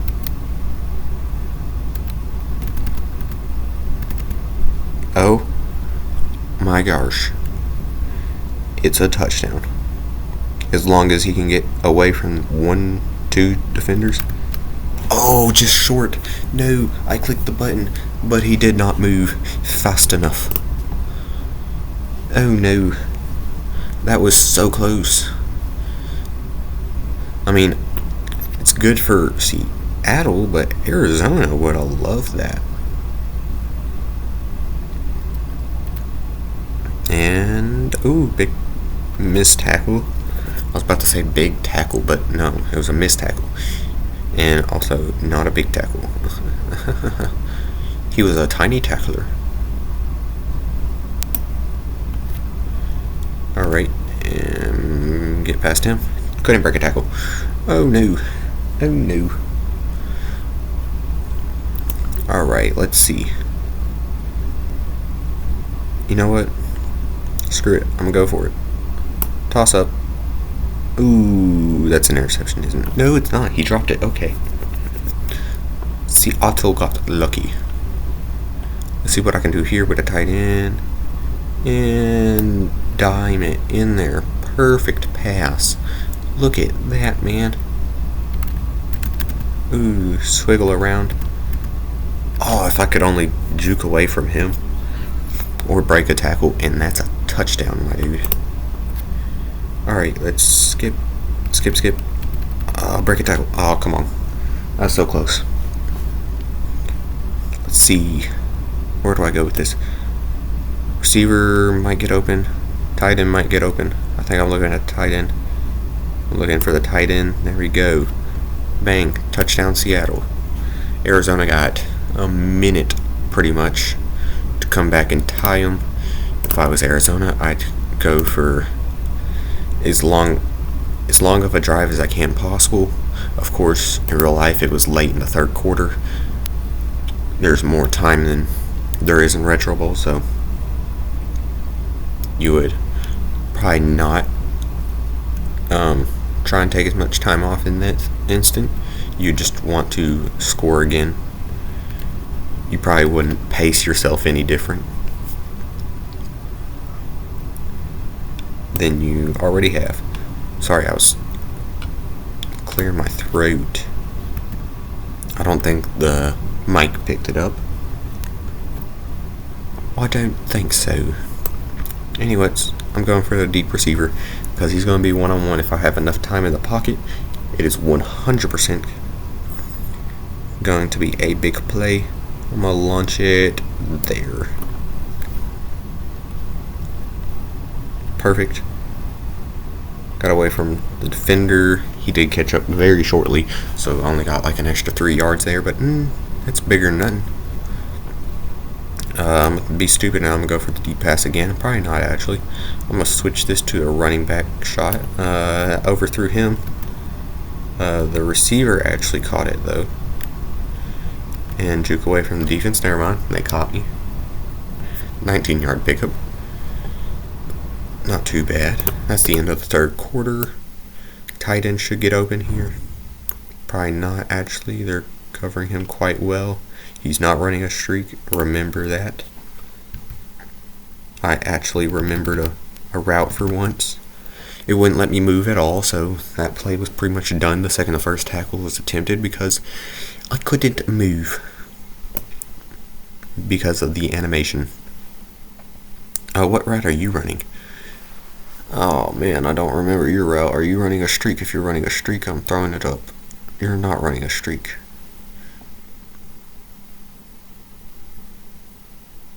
I'm going to throw it over there.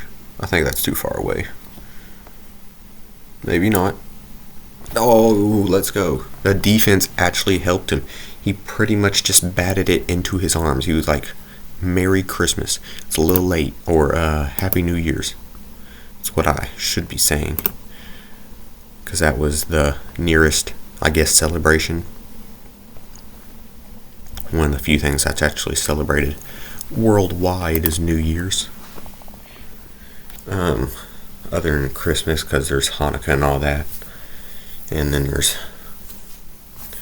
certain religions that don't celebrate it at all or something like that. I don't know. There's a ton of stuff that's done on Christmas that's different for depending on what you believe in and whatever your family's done before. Anyways, New Year's is the only real celebration that's celebrated everywhere worldwide, but it's celebrated at different times depending on your time zone. So some people celebrate a day before, or an hour before, or an hour after, or or 2 hours before, or 2 hours after. I don't know. Whatever way you look at it. I guess it depends on how you look at it because of your time zone. But, broken tackle. No, I wanted to go around him in a circle and get a block by him, the guy I'm circling. Alright, let's see here. The tight end's going to get wide open. This is Seattle's winning drive is what I'm going to call this. Because if they don't score on this drive, it's pretty much game over for them. That's a 30.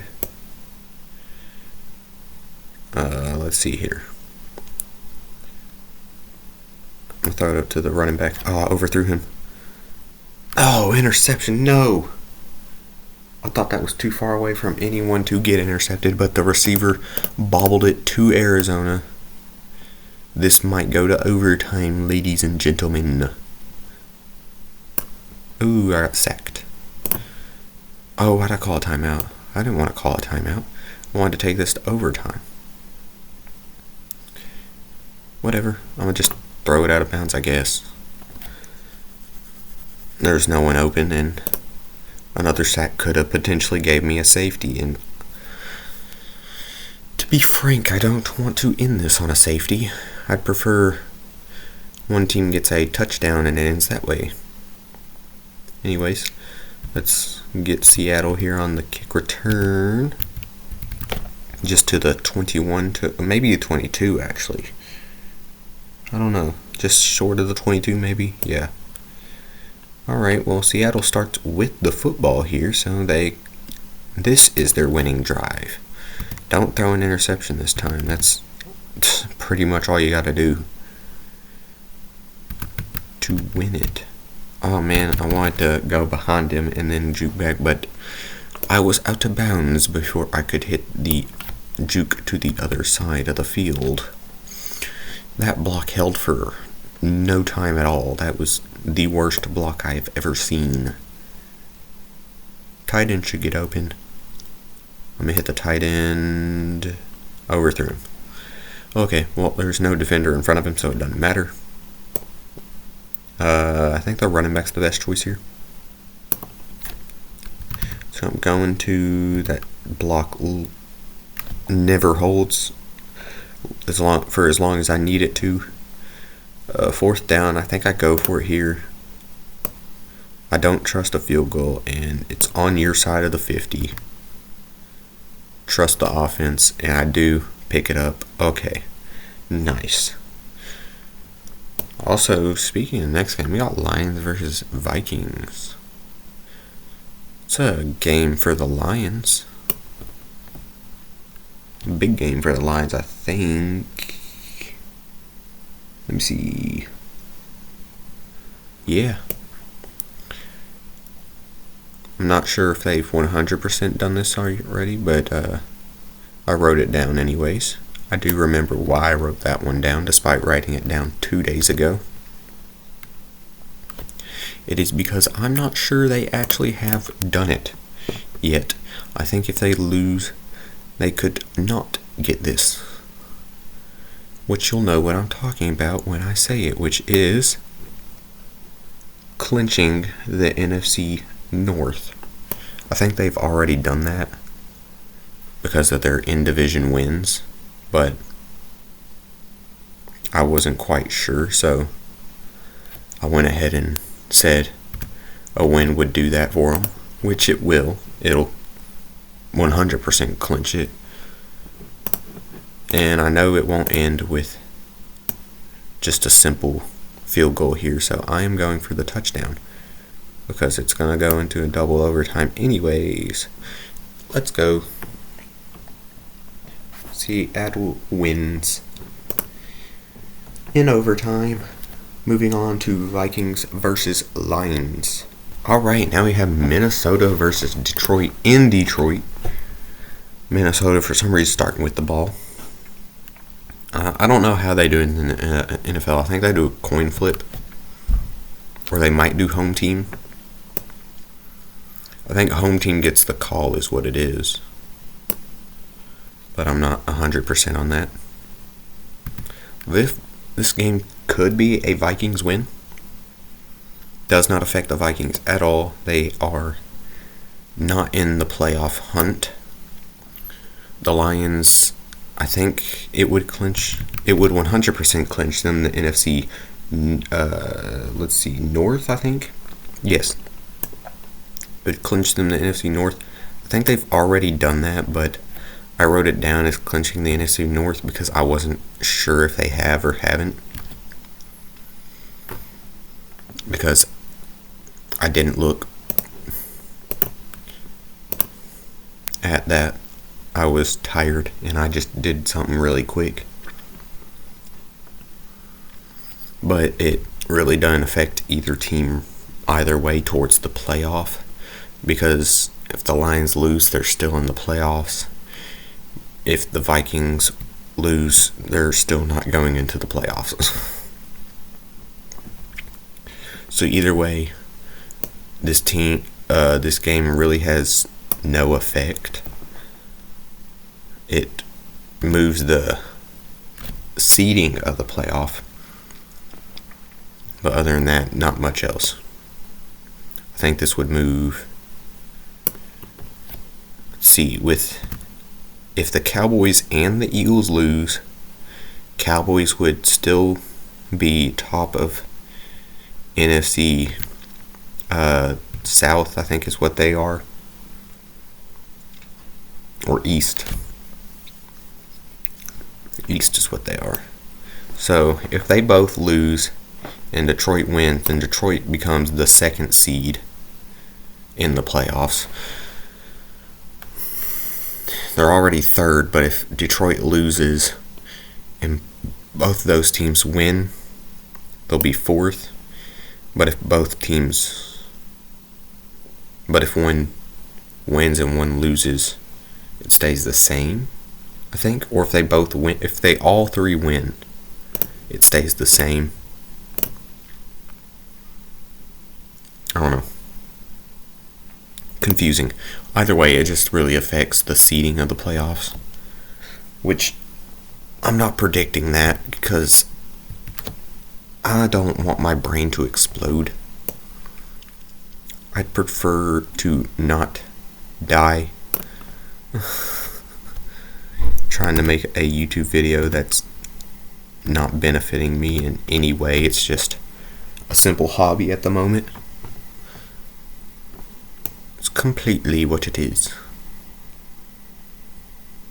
And smack him there. Smack. Ooh. Hey, I don't even know what I did, but that looks sick.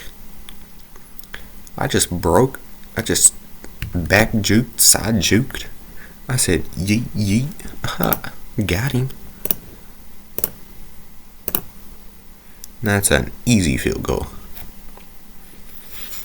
This is game number 9, so only 7 more to go. Don't know why I paused. I was reading something. That's why. But I didn't need to read it because it's for the next game, not this one, which is number 10, which is the Saints. No. What? I wrote that weird. It's not the Saints. I have it. I guess I messed up the lining it up. I have numbers on the list and the games in the order I was doing them in the video, and I tried to line up the order of that with that, but I messed it up, I guess, at some point. I did do this at night before I went to sleep, so it does make sense. But next game is Falcons versus Saints. I had it backwards. I don't know how I did that. It was the Saints game, but I didn't have... I don't know. I had the wrong team listed or something. I don't know. I read it weird or wrong. I don't know. I need to quit saying I don't know. I should know. I wrote it. I am what you would consider the master of this game. Not really. I am terrible at this game. If you want good gameplay, go watch someone else. If you want someone who's going to make it look like you're good at the game, watch me. Because I'll make you feel like you're top 10 in the world. I don't even know. Is there a professional not Rocket League? I know there's professional Rocket League players. What's Retro Bowl? I don't know if there's professional Retro Bowl players. If there is, that's kind of weird. I know there's professional Madden players, but Retro Bowl is such a small game. Why would they make professional Retro Bowl player league if it's so small? I guess it's extra income, but I don't think anyone would truly watch that because it's small. It's a small game compared to Madden and 2K and Rocket League and Fortnite and all that. Those are big games. This is itty bitty game. 73-yard touchdown by the Minnesotas.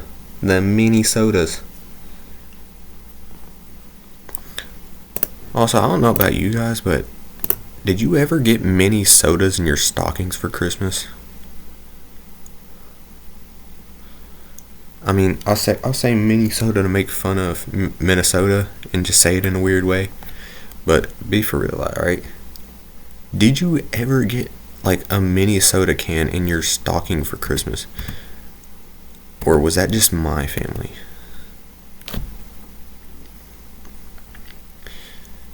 Because I don't know.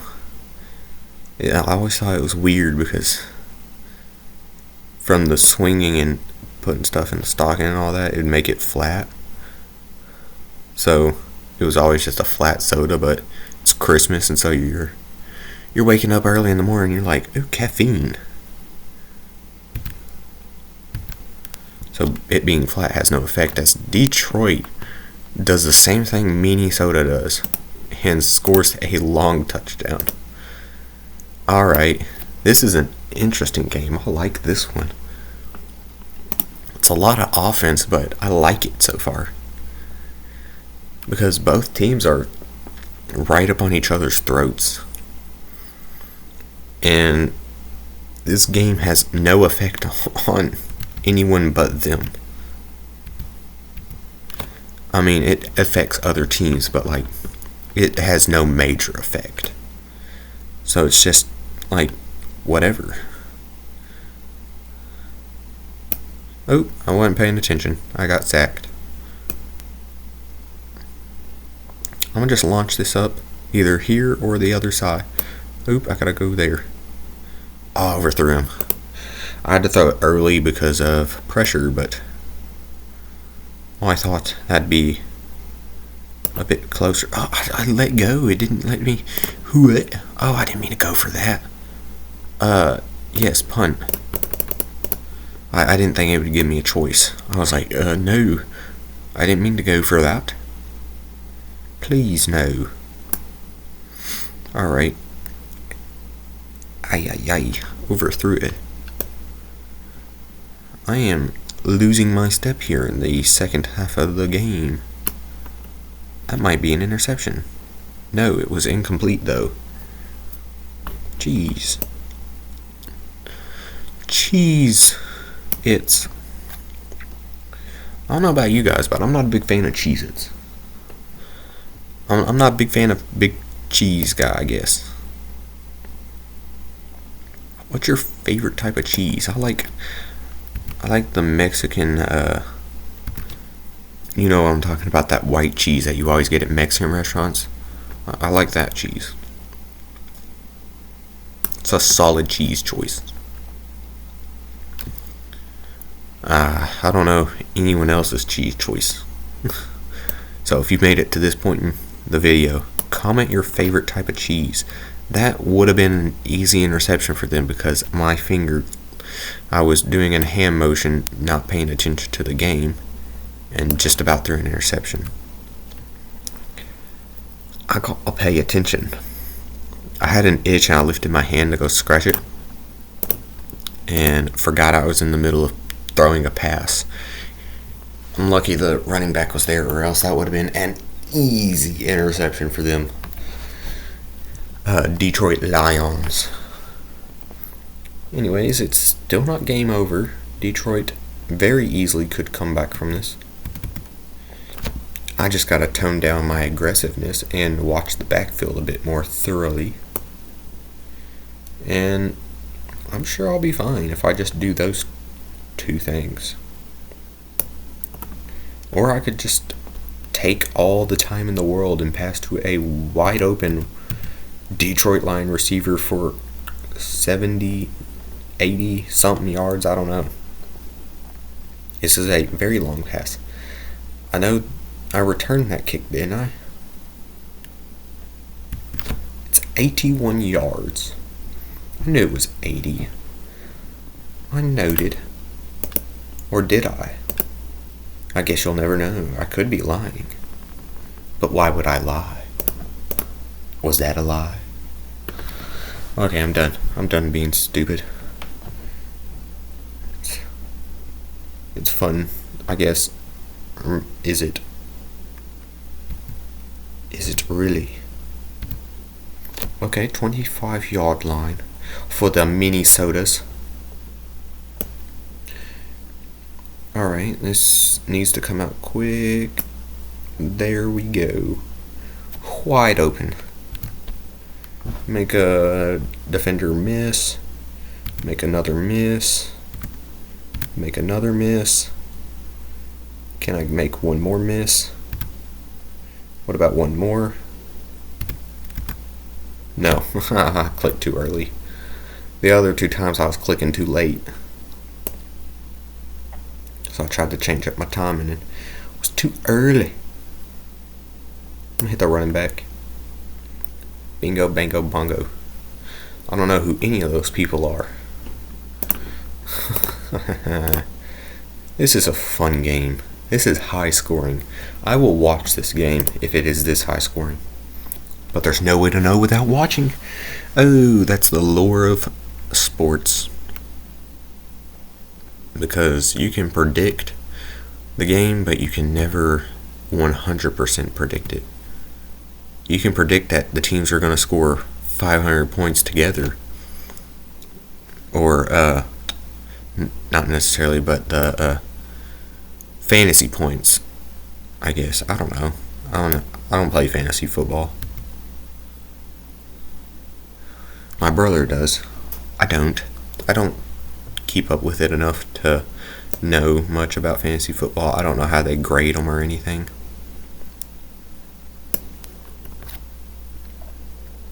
Ooh, just barely overthrew him. And the Minnesota defender. Oh crap. I did it again. And it actually worked in my favor.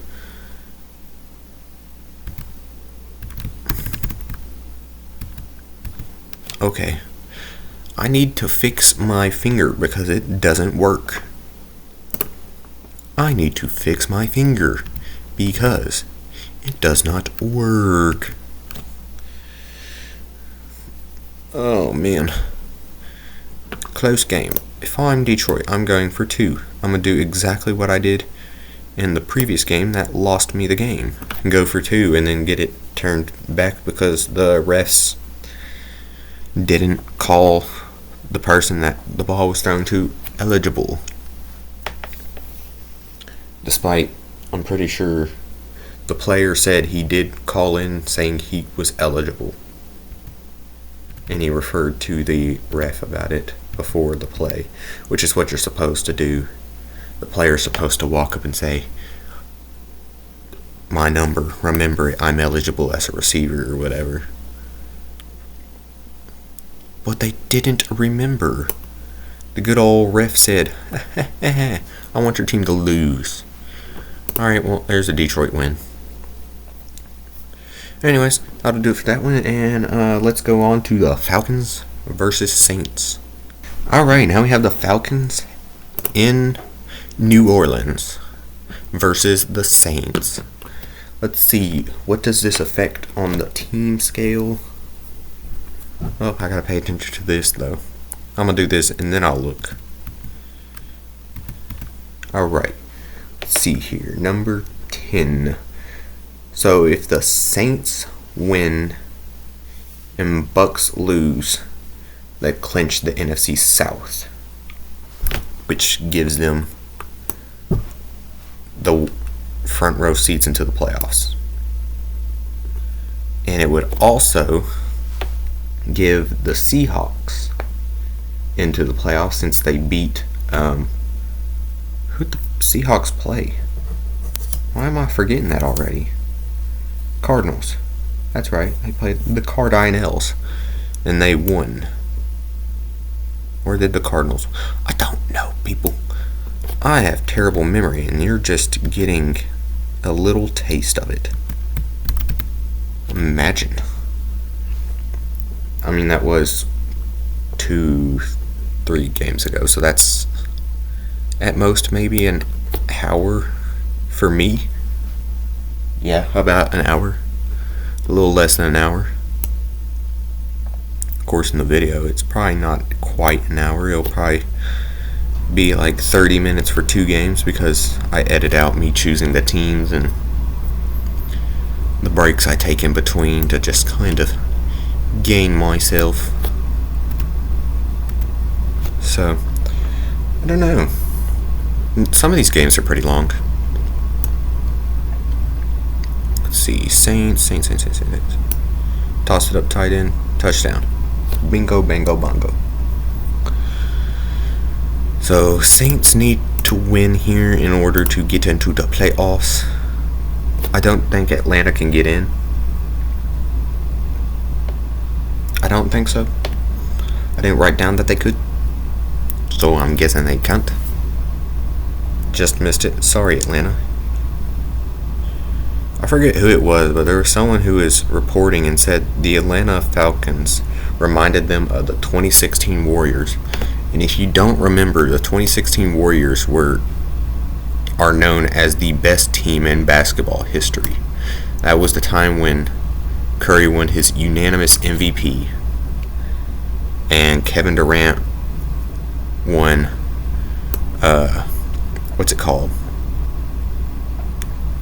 Finals MVP, and they went 4-0 against the Cleveland Cavaliers that year.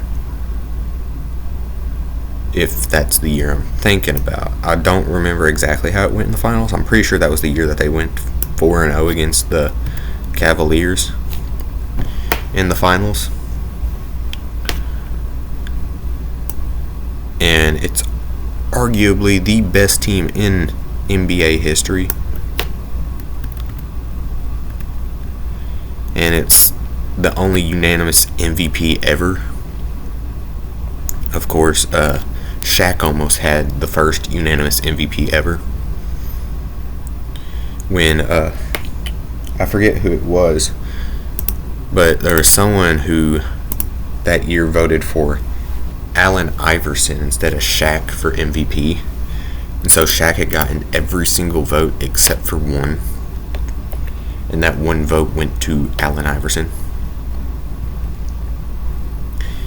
And honestly, if you look at the stat line, I think Shaq should have got that unanimous MVP. Allen Iverson was not MVP material that season.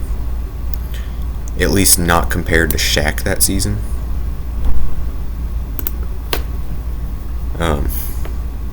But because of that one person, Steph Curry got the first unanimous MVP. It was also, I think it was the same year he broke the single season 3-point record. Most threes attempted and most threes made in a single season. Which I think he broke his record that he had just set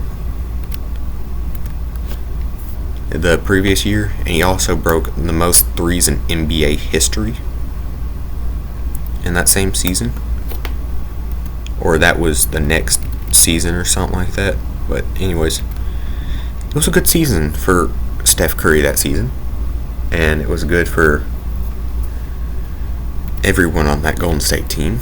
It was also the same season where Steve Kerr let the players call the plays against the Suns because players were reportedly getting bored. It was like Little League. They wanted to do some funky plays to spice it up. But if that doesn't tell you anything about whoever said this team was like that team, pretty much what I'm saying is they're stupid, because this team is not the best team in NFL history. Arguably the what team was it? Dolphins. I forget what year it was. They're the only team to go undefeated and win a Super Bowl, I'm pretty sure. I mean, I'm not pretty sure. I know for a fact about that. They're the only team in NFL history to ever go undefeated and win a Super Bowl. The Patriots and the Panthers both had a chance. Panthers lost to the Falcons that one, and who did the Patriots lose to? I think the Eagles that was that year. I think it was the Eagles. I don't know. I don't remember exactly who the Patriots played and lost to. But I know who the Panthers lost to because of the big controversy about the Panthers winning that one if Cam Newton had gone down and picked up his fumble. Which I think they probably could have won. It was only second down, so they 100% could have won if he had just picked up his fumble. I'm getting greedy. It's a bad idea to get greedy. I overthrew him too. Dang it, dude. Oh. Someone stop me. I'm getting greedy. I need to slow down and take the easy points. Don't try and...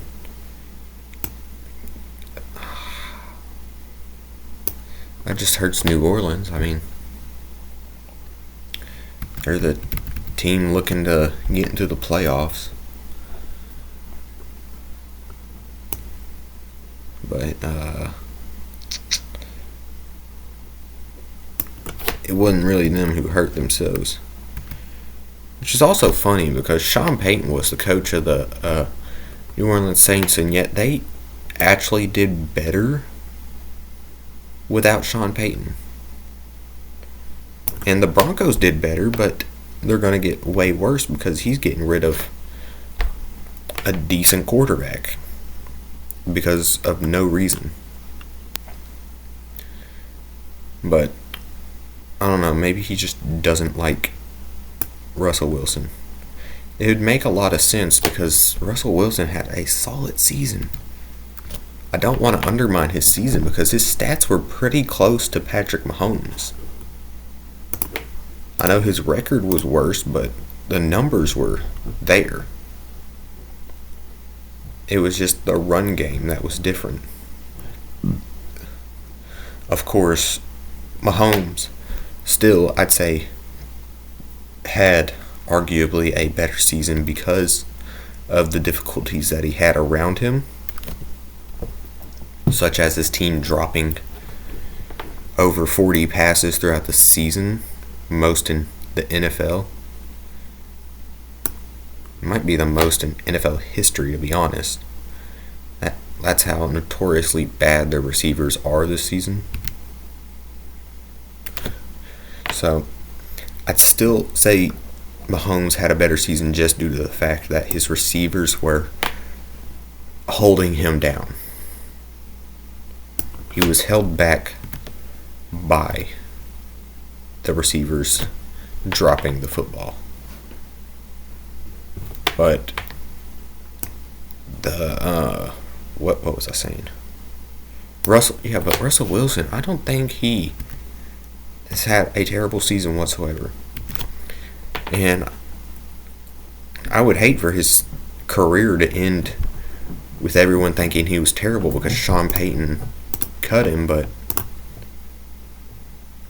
his stats say otherwise. Oh, I missed that field goal. Oops, Atlanta's got this one maybe. I don't think Atlanta can get in though. I think Atlanta's out of it. They might still be able to get in with a win here and a Bucks loss. Maybe they have the same record as the Saints. I think they do. So I think it goes both ways for them.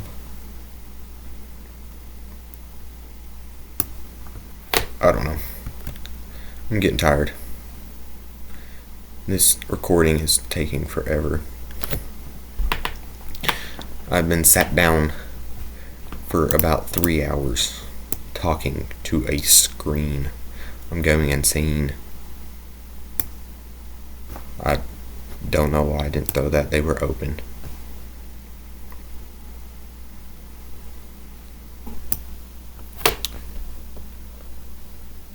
Ooh, bounce to the receiver actually tipped that. For those of you that wonder, it wasn't the defender, it was the offender. Or at least I think it was. It looked that way. The defense tipped that and then caught it off of his own tip. That's pretty impressive.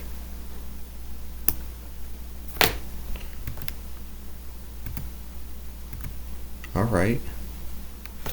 I guess this gives New Orleans a little more hope, considering their unfortunate field goal extra point miss. It's my fault. I just timed my click wrong. I guess technically anything that goes wrong is my fault. Nice catch. Alright, let's see the next play. I'm gonna run this one actually, try and drain some more time. That was a solid run. I mean, it wasn't like a long run, but it was solid. I mean, dude's pretty good. I overthrew him. How? Jesus. Cheez-Its.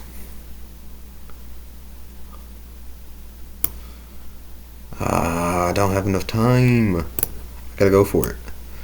This is the Saints' one and only chance at winning this game. They need a touchdown. Or not necessarily a touchdown, they just need a field goal, but it's kind of hard to get a field goal from this far when your offense is struggling to even get anywhere, because that means your star rating for your offense is low, which then makes the kicker's rating low. Just doing some basic common sense thinking there. Which I don't know how people don't use common sense. I've known so many people that are just flat out stupid. Which also, if I missed an extra point, I could very much miss this. I didn't. Okay, New Orleans wins. Thank the Lord, I didn't want to go to overtime. It wasn't possible there. Now we got the Jets versus the Patriots. Alright, now we got the Jets versus the Patriots. This is in New England. So this just determines their draft pick. Okay, so this is not a meaningful game. So I'm gonna I'm gonna not care about this game. I'm gonna try and get it over with as quick as possible. I'm not going out of bounds. I'm probably not calling timeouts because I'm tired. I want to get this video over with. My energy levels are negative 0.350. Oh, I threw an interception. That's impressive that I somehow threw an interception there. I don't know how I did, but I did. That gives the Jets the ball. Jets to the tight end. Oh, stiff arm. Can I get another stiff arm? Nope. I tried to stiff arm. Didn't get it. Oh no, so sad. Cry away, you ain't got Aaron Rodgers, and everyone that he wanted is not that good. 21-yard pickup. Nice. Let's see here. Tight end should get open. Right there. Oh, overthrew him by quite a bit. Did not mean to do that. Let's see here. You're running a comeback, aren't you? Oh, I threw too far upfield. That's an interception. Or not. Okay. Impressive catch. Nice. I think New England is actually better star rating wise than the Jets, but Jets are easier to play with. I mean, like I said at the beginning, I'm not really caring about this game. I'm not sweating for nothing. Because I am tired. I want to get this video over with, edit it, and go to bed. That's what I want to do. Because I started this at 8 o'clock and it's like 11:30 now. I am tired. Normally my recordings aren't this long, and probably won't do this anymore. I'll probably just do like the Christmas games, and if they have Halloween games, I'll do those. I guess I'll just do games on holidays and the playoffs. I'll do that next year because this is tiring. But I've already committed to it this year, so it was only 2 weeks, so it's not a big deal. And I'm only doing this for 1 week. Well, I guess technically the wild card round is 6 games, but hey, that's 10 less games than this video here. And to be frank, that's probably not too long of a video. I meant not game, unless if there's overtime, which very possible. But even then, I think after this I could probably do so much more. It's just, I don't know how people do this. This is draining. Talking to a screen while playing a game. I get it doing live stream because then you can actually respond, but I can't do long videos like this. If I do long videos, I might start live streaming them. Of course, happy a bit later into the future when I get a new computer, but that shouldn't be. I should have a new computer by next year, so maybe I'll start recording or live streaming here on YouTube. Could be worthwhile.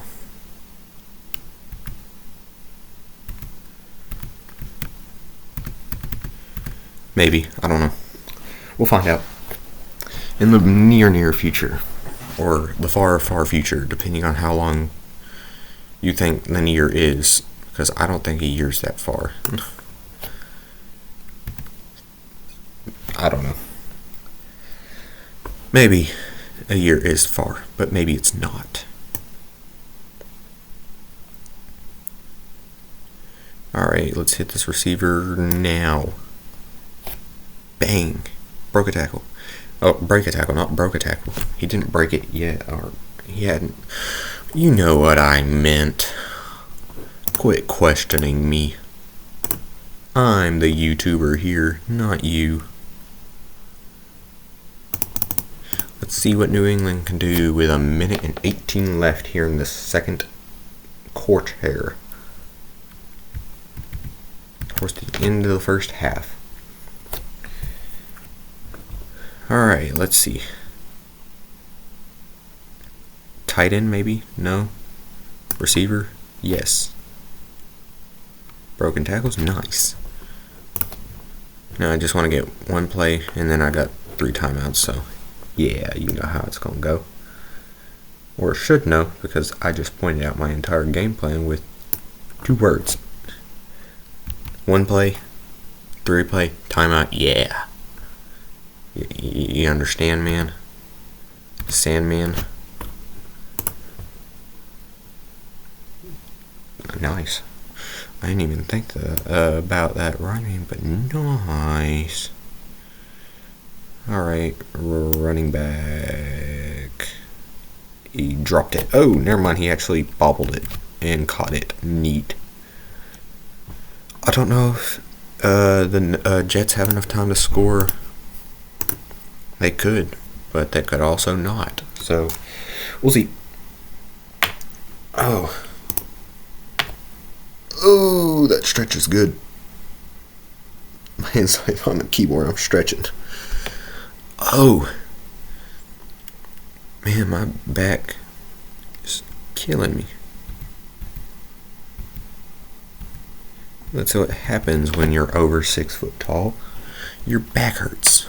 So don't be mad that you're short. Be happy. Because girls could care less, really. They talk a lot of crap about people being short. They're like, I would never date a short guy. I am over 6 foot. Funny. And I think I'm pretty good looking, but I never had a girl walk up to me because of it. So don't feel bad, guys, alright? Being tall is not what it's all talked up to be. I'm sure you can ask any tall person. It's not as fun as people make it sound. So, you short kings out there, stay strong, man. It's all a lie. They want you to feel bad. Don't fall into their trap. No. And for the people that don't know, I'm just joking. But real thing, it's not as cool as people think. Being tall is not fun. It comes with a lot of serious back and leg pains because bending down is a lot harder than it is with a short person. So I'm not even 18 and I have major joint and back pain, so there you go, people. Being tall is not as fun. Unless if you're trying to skip your way out of the military and then you want to be tall. Because if your dad's anything like mine and wants you to go to the military just because he went, you want to be tall because there is a height limit to the military. I don't remember exactly what it is, but it's not 7 foot, it's under 7 foot. It's like, I think it's 6'8" or something like that. Once you reach 6'8", you can't join because you're too big for the beds and the cars. Plus, you can't really be sneaky and tactical when you're towering over everyone and you're uncoordinated and all that. So, yep. And also, majority of all tall people that are coordinated play sports because they get more money doing that. So there's another cool reason, I guess. If you're tall and coordinated, you just play sports. You ain't even gotta be good at sports. You can just be tall and coordinated and people be willing to teach you. You ain't gotta be naturally athletic. Which, luckily for me, I am athletic for a white guy. I have to clarify because if I had any of the athletic abilities that were any better as for the other races, I'm not saying this as a racist thing. Like, honestly, if I were black, I'd probably be playing basketball for a college team right now with a full ride scholarship because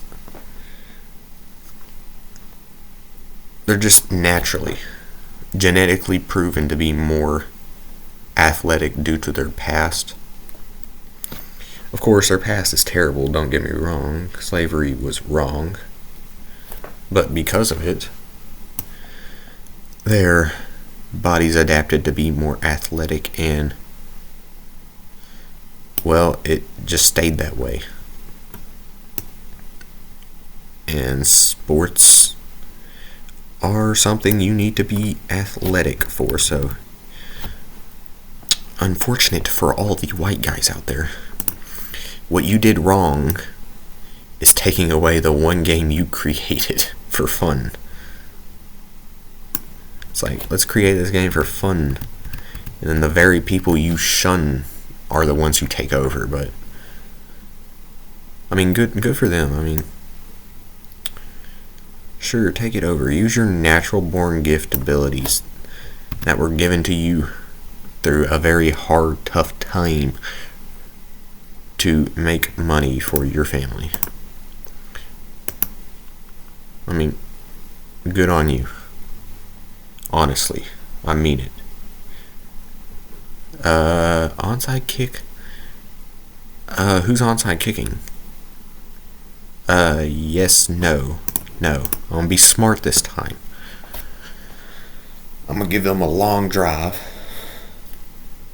and play for the overtime instead of being stupid and setting them up for a timely 15-yard drive for a field goal and you win. Easy peasy. But this way it's setting them up for a long, hard drive, and I overthrew him. Oh, I hate this, man. I'm so bad. Why do people watch me? Why does anyone subscribe to me? I mean, good for you. I guess you're supporting me. Thank you, but why? I'm not good at the game. Is that why? Oh, overthrew him. Oh, it's an interception. Alright, well, New England's got one play. And they're outside of field goal range, so it's a touchdown or go home.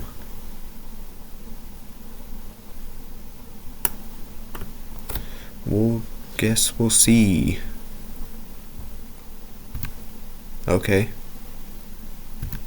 Never mind. I can't juke again, I guess. Or break another tackle or anything. Overtime! Yay, my favorite thing. Especially since all I want to do is end the game. Oh, come on, dude. Can't this be over? Like, seriously.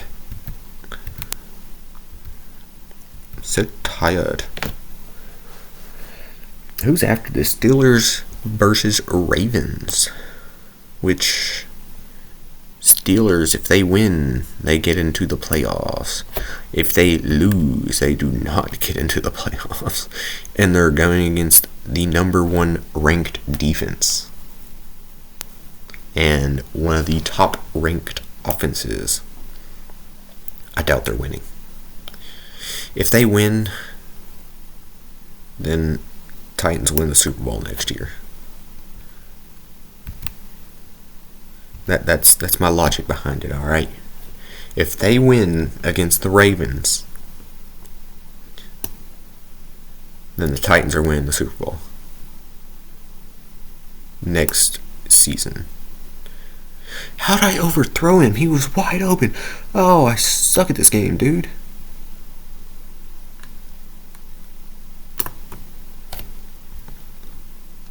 Oh, come on.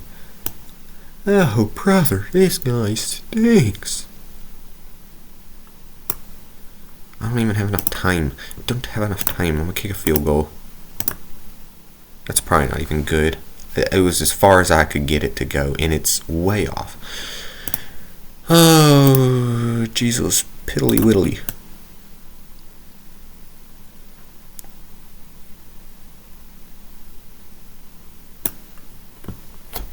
Alright, perfect pass to the running back. At this point, I don't care. Get a touchdown. I don't care who wins. Touchdown or nothing. I'm so tired.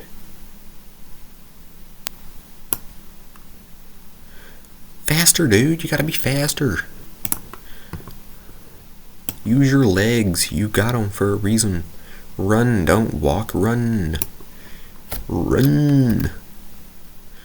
Run, Forrest, run.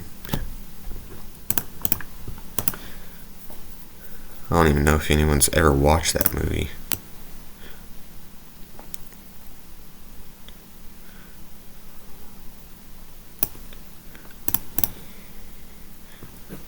kick a field goal since they already tried to kick a field goal? That's not good, is it? Jesus Christ! Can I ever get something to work out nice? I'm gonna just throw it up there. Oh wow, it's gonna be an interception, isn't it? No, it's gonna be caught. Unless if he breaks.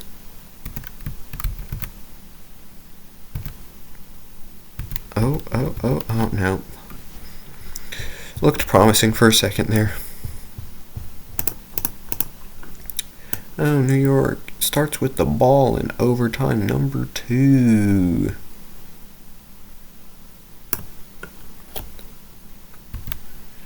To the outside. Oh, 2 broken tackles. Okay, touchdown, game over. I am so happy that ended as quick as it did. Hallelujah. Alright, Jets won. Yay.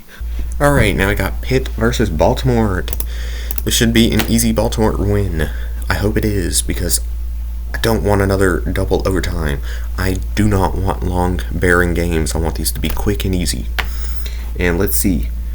If the Steelers win and the Jaguars did lose, so theoretically, if it were to happen this way and the Steelers win this one, they get into the playoffs, which I doubt's going to happen.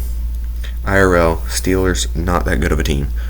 And Baltimore, better team than they are rated in Retro Bowl. So, very easy win for Baltimore, in my opinion. Should be a no-brainer Baltimore win. I have zero doubts they'll win.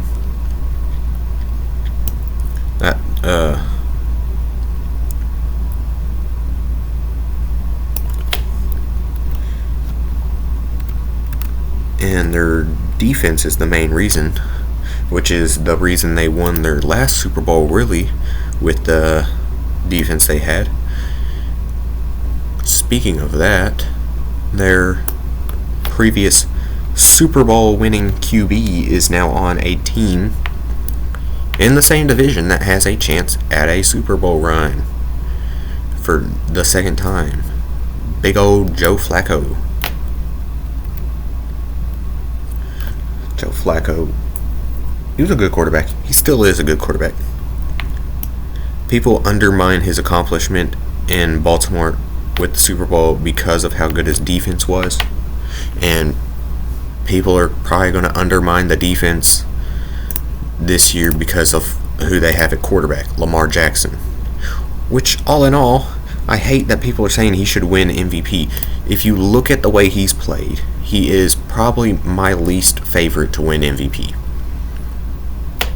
Of course, my opinion, don't get mad at me, all you Baltimore Raven fans out there, but just look at the stat lines and watch the games. He hasn't been special. I mean, the MVP, like so many people have said, is not the best player on the best team, which he's not even the best player on his team, in my opinion. He's just the quarterback on the best team.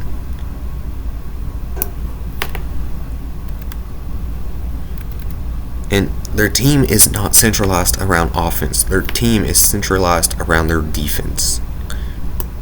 Without their defense, if their defense was not where they were, they probably wouldn't make the playoffs this season. Just being honest. I am tired of seeing people saying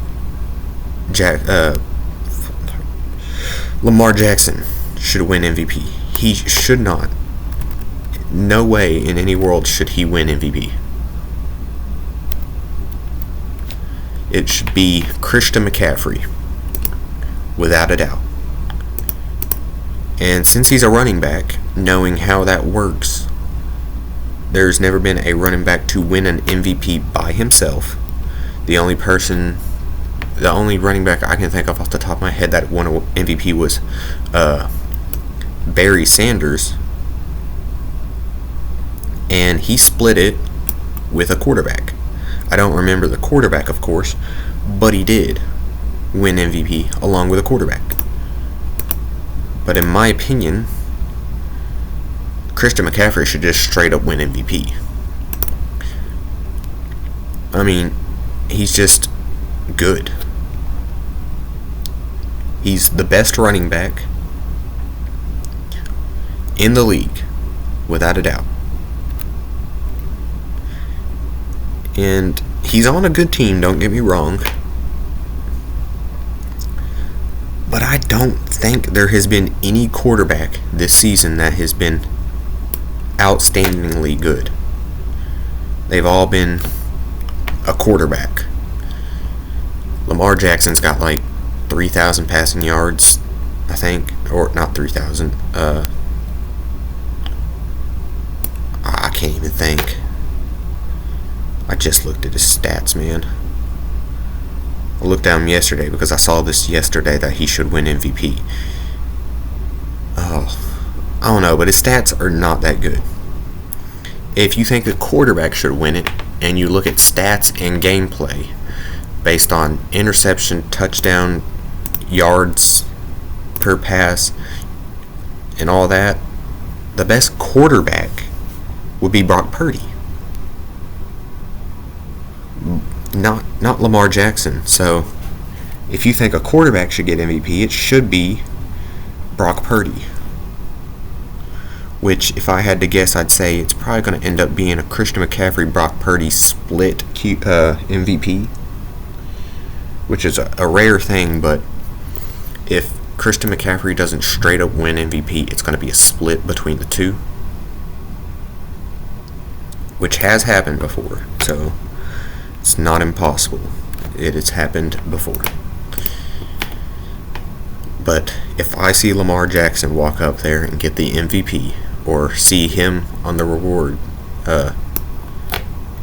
standing saying he got MVP, I'm quitting. I'm quit watching the NFL. I mean, because it's stupid. His stat line is terrible compared to Brock Purdy's.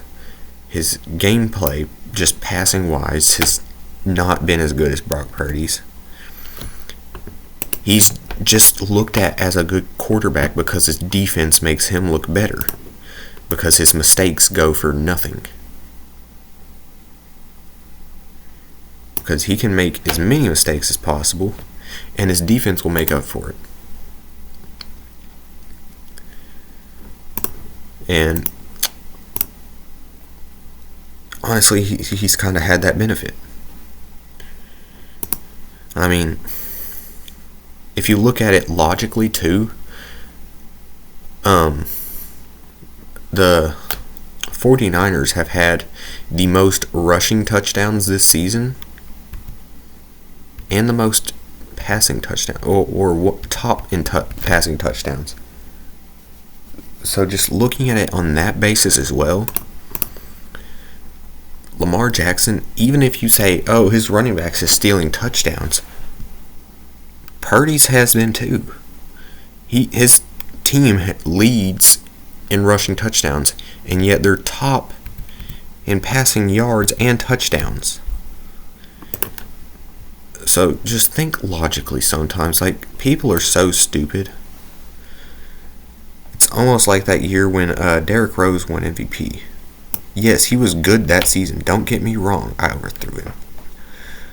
But he was good that season. Don't get me wrong. But he was, by far, in my opinion, not the best player.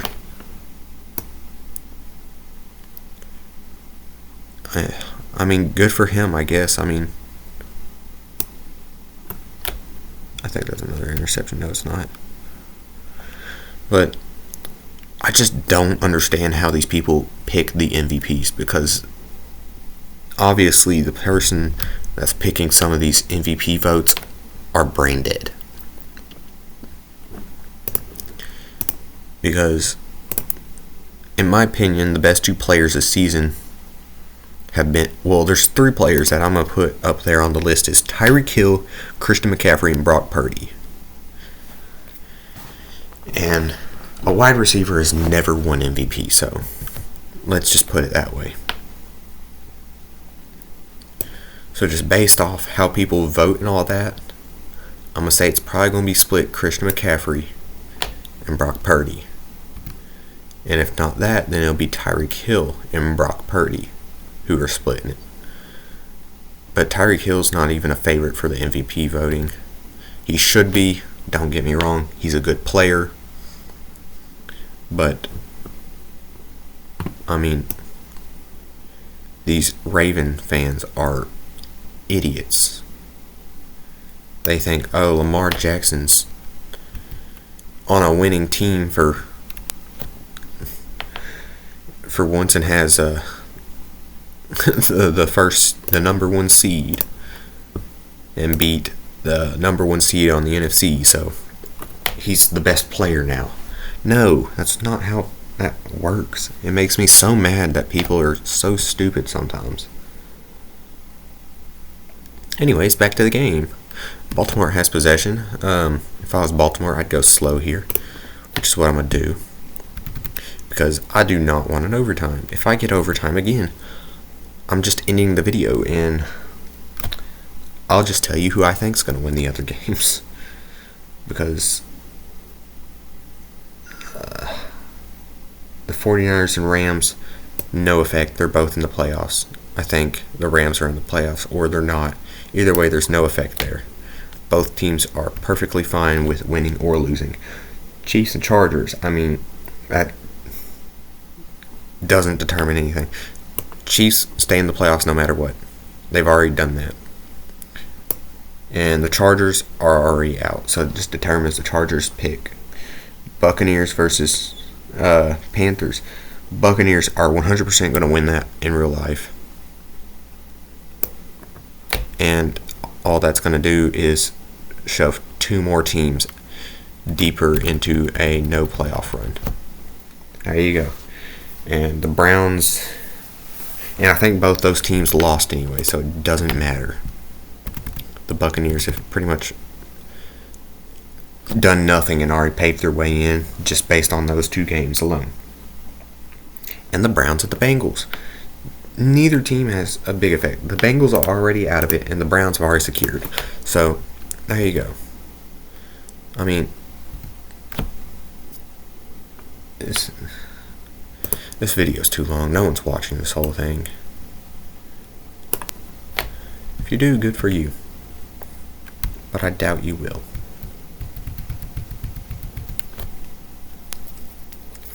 Because I don't think anyone ever actually watches my videos all the way through.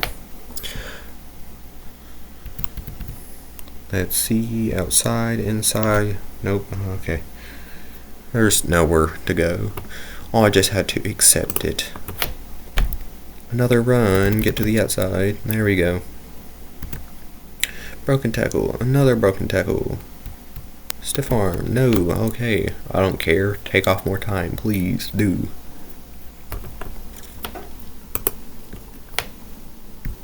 There we go. Outside. Outside. Broken tackle. Go outside again. Touchdown. Don't do it yet. I want more time off the clock. I want to make Pittsburgh's life a living hell.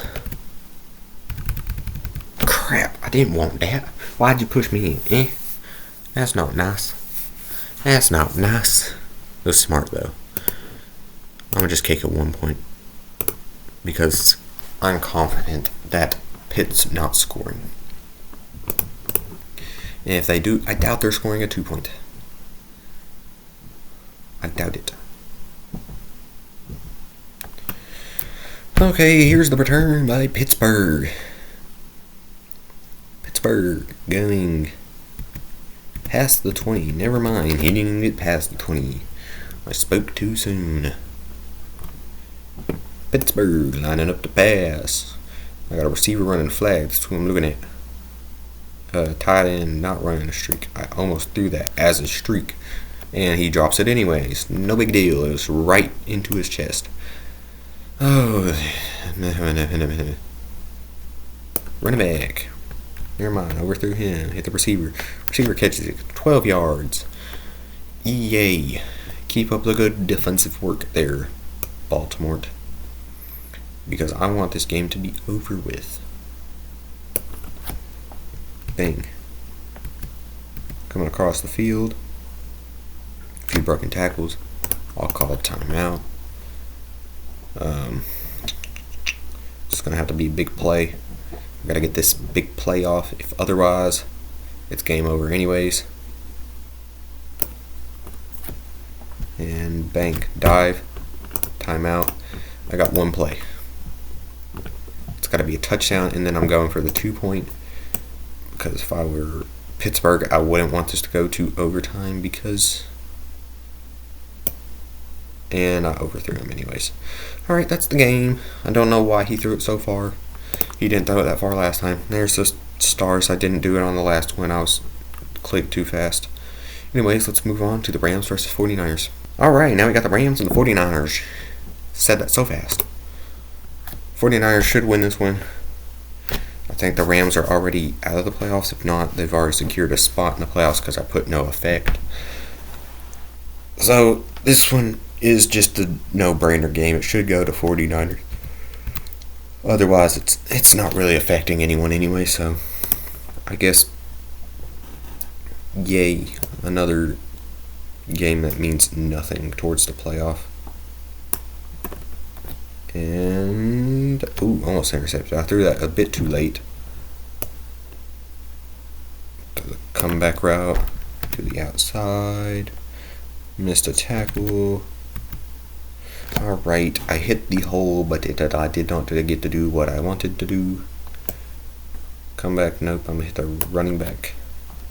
So the comeback route, receiver can block or just run circles around the defenders. That works too. God, I hate the CPU sometimes. Running back. Neat. You know what? Since Chiefs Chargers, I'll play the Buccaneers Panthers. Or, you know what? Never mind. Forget that. I'm going to just do CPU versus CPU. And I'm going to just simulate. And you guys can see who wins because I'm tired of recording this and no one's watching this far anyways.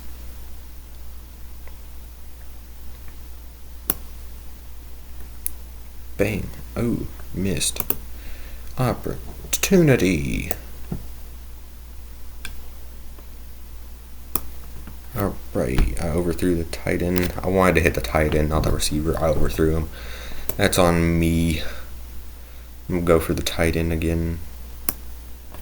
Can I hit him? I hit him to the outside. Never mind, I can't move because there's too many people trying to tackle me. And see here, I'm looking for that deep crosser. Maybe not. I'm looking for the running back. I'm going to hit the running back to the outside and dive, end zone, touchdown. Neat. Very, very neat. 5-mile-per-hour win. I think I missed that. Nope, I doinked it, and it's good. Let's go. 49ers. On the move. Touchback. Yay. Alright. Let's hit a deep pass on him for fun. Alright. There we go. Easy peasy. This is a touchdown. I'm not even gonna move. I'm gonna pick my hands up. My hands aren't on the keyboard. I'm gonna let him walk it in. There you go. No hands. Look, Mom, no hands. Alright. Extra points, good.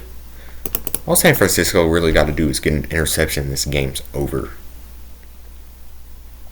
There's no point in actually doing this. Because in Retro Bowl terms, San Francisco is a beast of a team. And they are in real life, don't get me wrong. And let's see what the Rams can do. Looking for him. I'm going to hit the running back, though. To the outside. Never mind, the receiver's not going to block. Because receivers don't know how to do that. I'm looking for the comeback. Hit the comeback. Oop. Missed tackle by the receiver. Oop. Across the field. Alright. Neat. 22 yards. Receiver should get past him pretty quick. Or not. I'm going to throw it up to him anyways. Alright. Broke a tackle.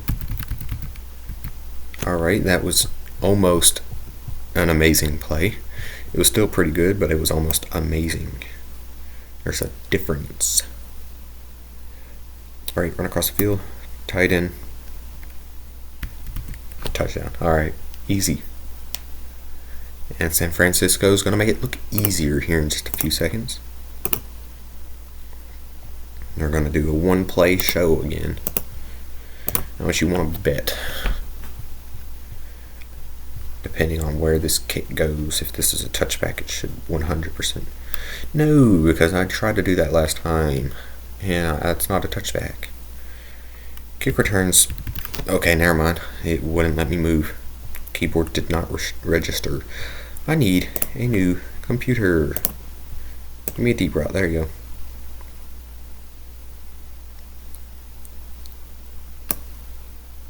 go. Oh, overthrew. Dang it. Give me deep developing routes. Like, I don't want these pitiful routes. Ooh, interception. Oh no. The Rams have it at their end zone. Oh no. Whatever happens. No one gets open. That's what's going to happen. And I threw an interception. I thought that was going over the linebacker. It wasn't. The sack hit me and it pulled it back. I didn't want to take the sack. I know, I sound like I did that on purpose, but I did not. Just imagine for a minute, not everything I do is to make one team win. Because if you look at the scoreboard for 2 seconds, you see that San Francisco is actually losing. Wow. I forget who it is that I watch. What's his name? Bangle, that's his name. Anyways, he does this sort of thing on Madden. Kinda, sorta. Not this, but he does like the rebuilds and all that. And the franchise and whatever, like I have. But he does it on Madden. But anyways, his content's better than mine. It's because his frame rate is better. His commentary is better. But anyways, his chat always says that he scripts thing or he turns down the difficulty or whatever. I don't think there is a way to set the difficulty for exhibition. I think it's just based on star rating and all that. But you know how that is. Okay, let's... So 49er... Let's launch that up there. Oh wow, look at that. It's going to be a touchdown. Woohoo! I don't know why I did that. Oh god. Mario's not a part of football. Oh.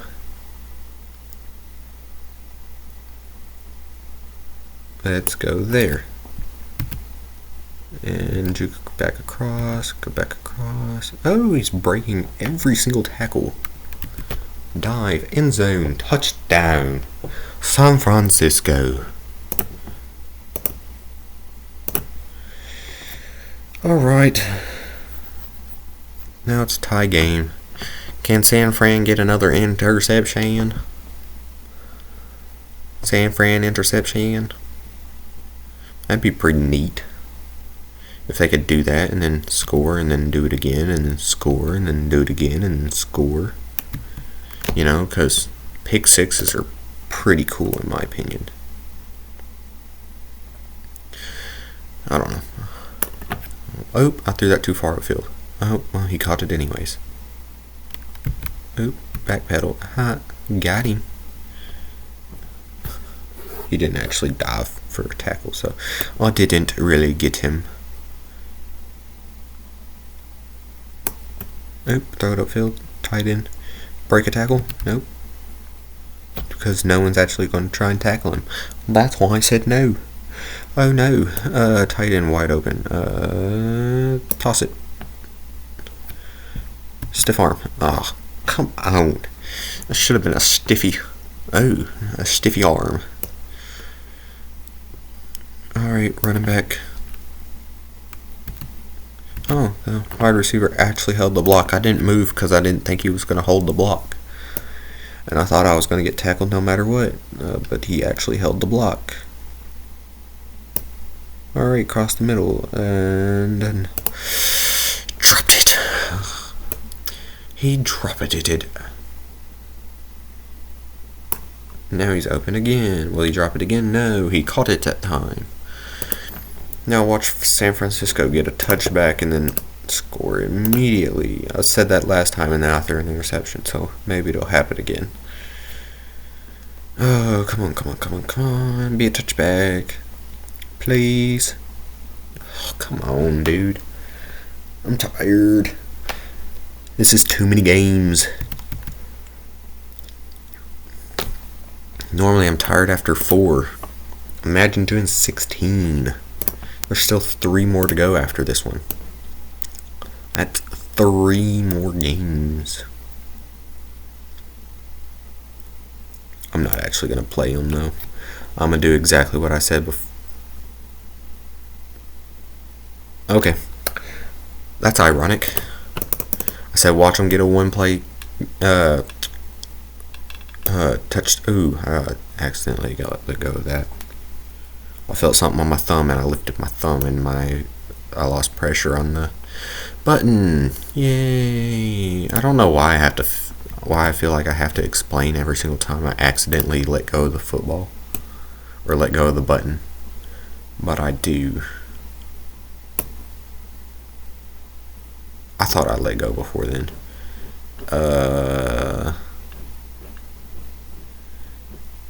Either way, they're getting it here, and I think I can hit the field goal. You know what? I'm going to go for it. I think I can hit it. I cannot hit it. Hey! Oh, alright. I thought I could hit that. Alright. Alright, who says that? Alright. Isn't that Tim McGraw or something? I don't know. I don't know anyone's names. You think I keep up with people? Who keeps up with anyone these days? Too many people. That's how many. Too many. Too many people base their lives off of so many other people's ideas. It's annoying. In my opinion, the only thing that should matter to you is your family's opinion. If you ain't got a family, the only one that should matter is your own. But I guess you gotta get your own opinion from somewhere.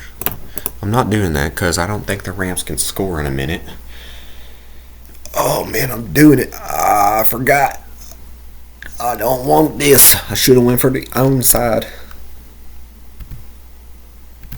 Oh, well, they stopped Rams after only picking up 24 yards. Ugh.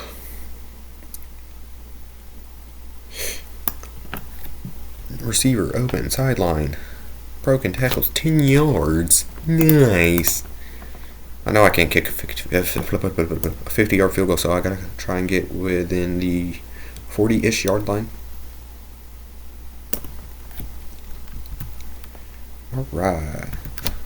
Alright. They pushed me out of bounds.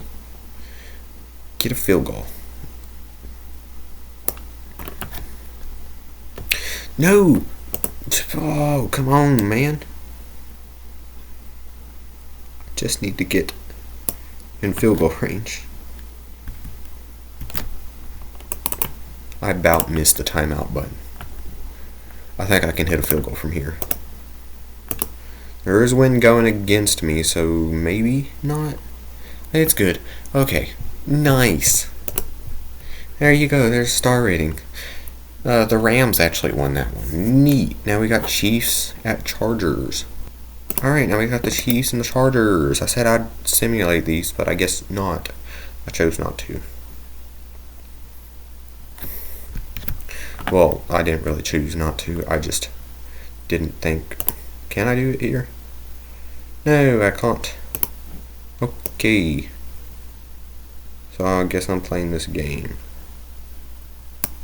Running back. Alright, let's go. I don't know who's winning this game. I think Chiefs could win as long as the receivers catch. I mean, that's pretty much every game with the Chiefs. They can win any game so long as the receivers actually catch the football.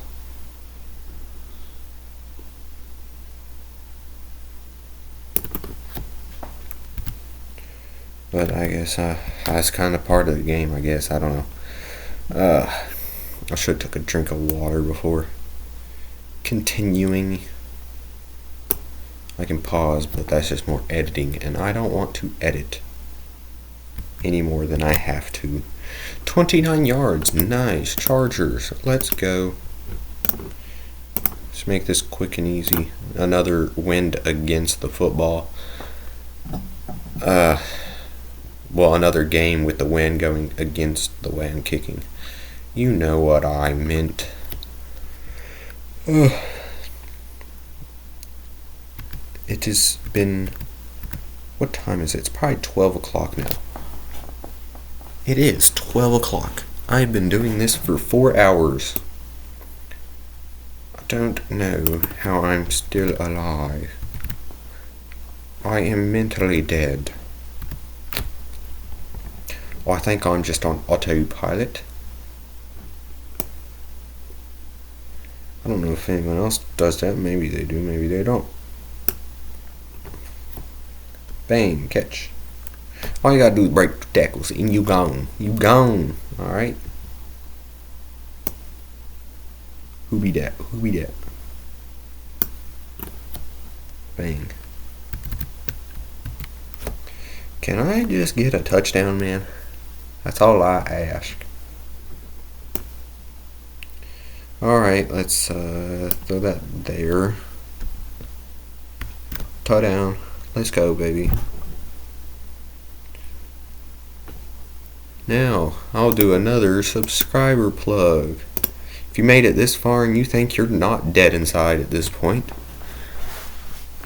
comment how, and if and if you've made it this far, you might as well subscribe. I mean, at that point, the button's calling your name. It's a big red button. How could you refuse? I mean, big red button. Bottom of your screen. I mean, who doesn't want to click a big red button?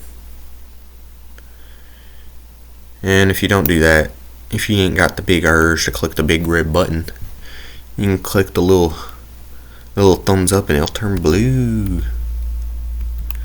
Let's go. Because who doesn't like the color blue? If not, you like red.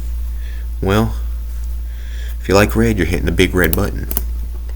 That's just logical, alright? I'm not forcing anyone to do anything. I'm not saying if you like red, hit the subscribe button. If you hit blue, if you like the like button, what? Hit the like button if you like blue. No, that's not what I'm saying at all. But do that. If you like the color red, hit the subscribe button. If you like the color blue, hit the like button.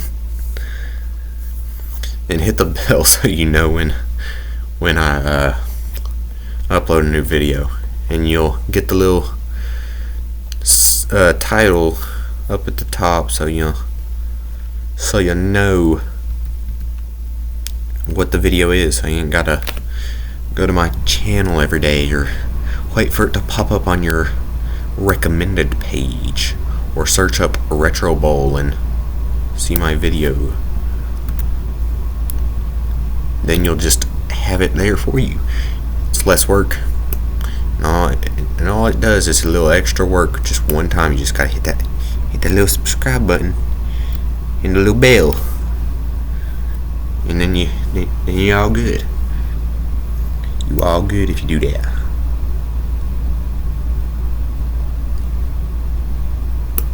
Oh, I didn't get the ball off. Oopsie daisy. Alright. Oh, come on, I'm letting go of that before I'm getting sacked. Let me throw the ball. You game. Okay. Okay. Okay. I'm gonna go for it. Watch me. We ball. Spank. Man, I wish I could do the Kawhi laugh sometimes. Just a. How do you? That's truly a talent of only his. How do you laugh with zero emotion? Like, I've never seen a talent so rare. It's like a robot imitating someone's laugh. That's literally what Kawhi's laugh sounds like. If a AI got to the point where they could imitate human voices and change them and all that stuff, which it kind of is, but you gotta code them for that, and it's very, very difficult, and you can tell it's AI most of the time. I just spits everywhere. I don't know how I did that. My mouth is so dry, I don't know where that spit came from.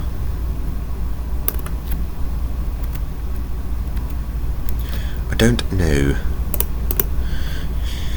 I'm gonna try and get within field goal range, or get a touchdown. Either way. That's overthrown. Put them all on streaks, and I'm gonna just, do just that. And right up the middle.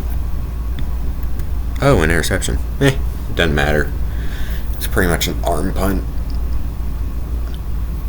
Alright, now time for the start of the second half. Chiefs start with the ball. Neat. Neat.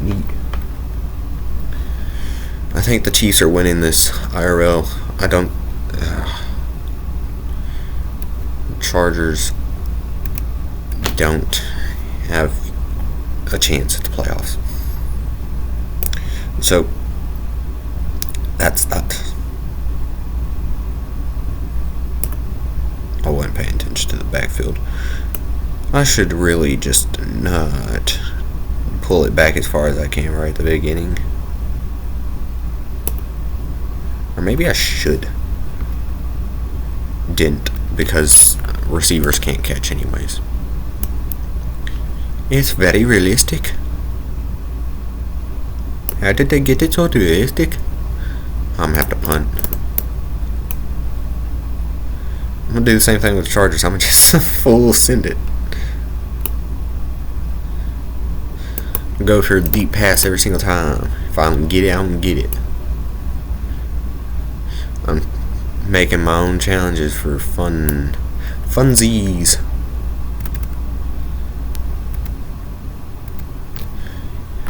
That's my new thing, funsies. I'm gonna say that forever and ever, never, until it gets old, which will be never, because it's a funsies word to say. Alright, 2 more games after this one. Buccaneers and Panthers, which is the only game that really matters at this point.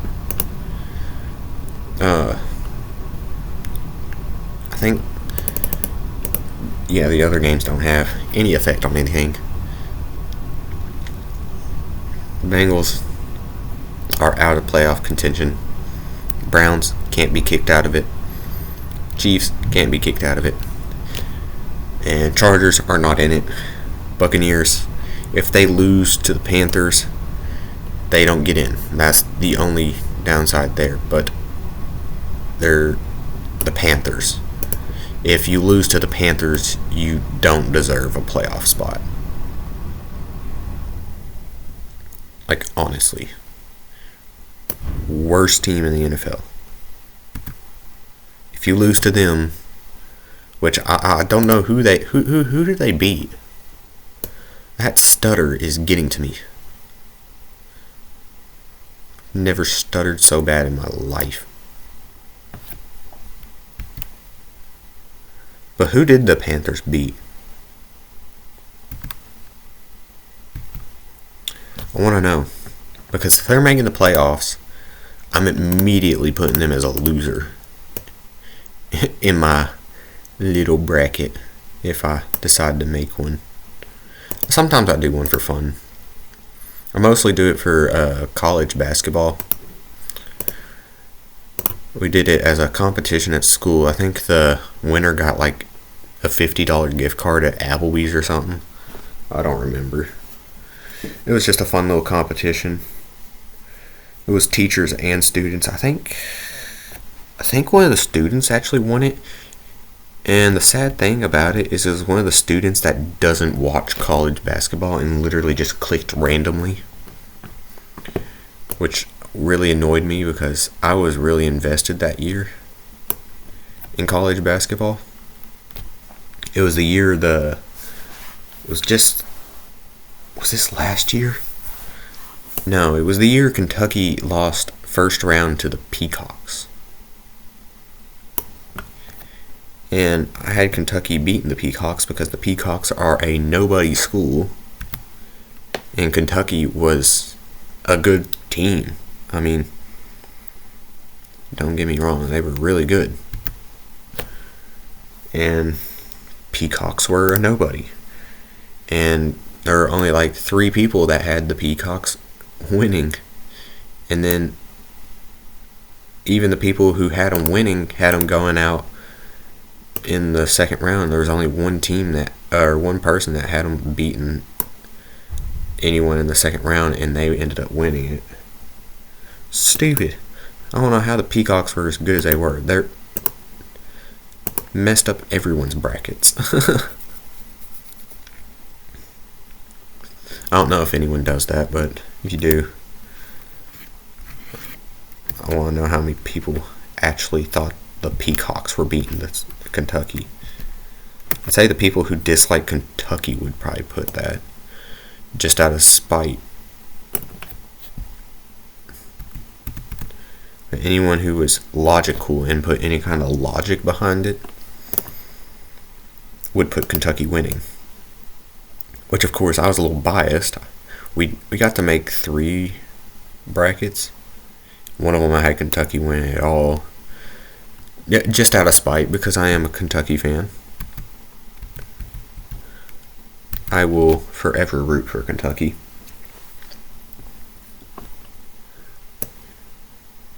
They're a good basketball team most of the time. Catch it. Nice. Break a tackle. Oh, nice. Nice. Oh, man. I thought I could get a touchdown there.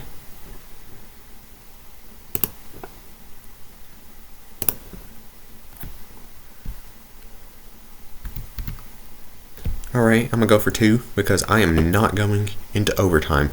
I promise you that much.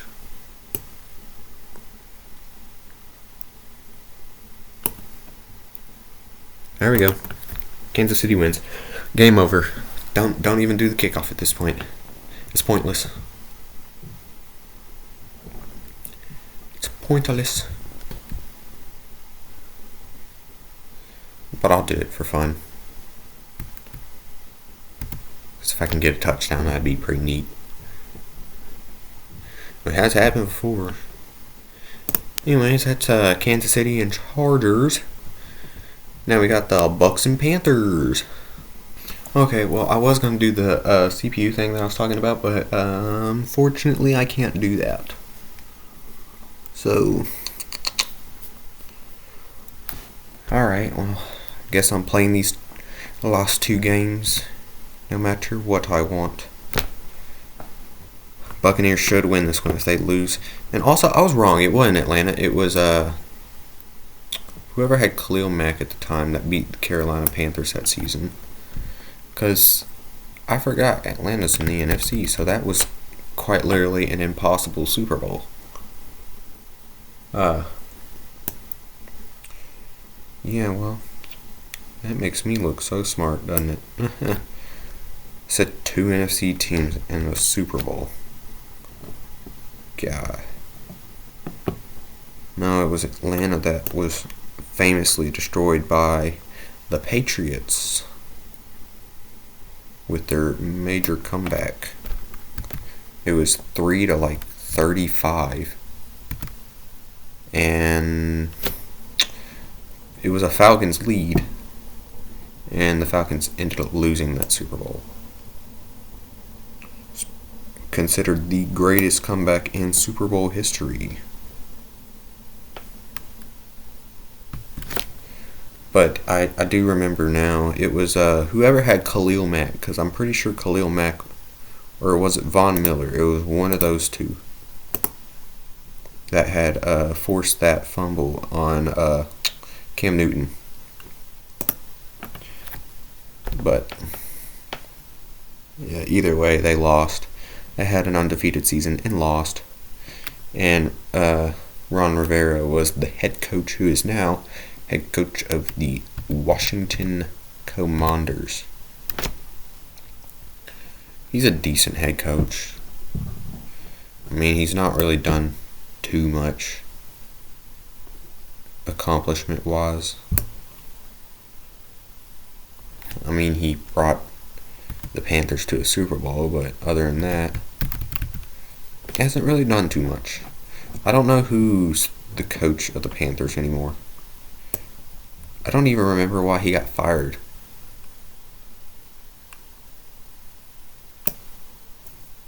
Why did he get fired? I never knew why he got fired. He got fired recently after that Super Bowl run. Oh, that's an interception. Please be pick six. That'd be so cool. Nope, it's not.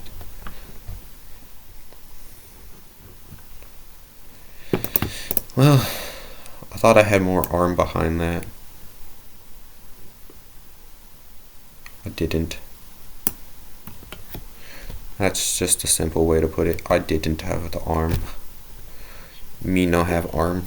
Me no get pick six, I guess. I don't know. Anyways, back on Tampa Bay here. They did get their first Super Bowl with Tom Brady.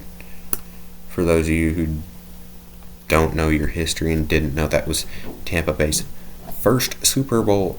I'm pretty sure it was their first Super Bowl appearance and their first Super Bowl win. Not many teams have done that. I mean, Tennessee Titans made the Super Bowl and lost by a yard. It's a very famous, known, the yard that lost the Super Bowl. It was unfortunate. Their defense literally tackled the guy that had the pass thrown to him quite literally a yard from the end zone.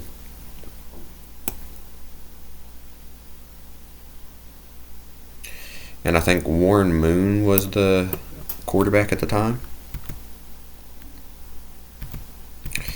I'm pretty sure he still holds like every Titans passing record.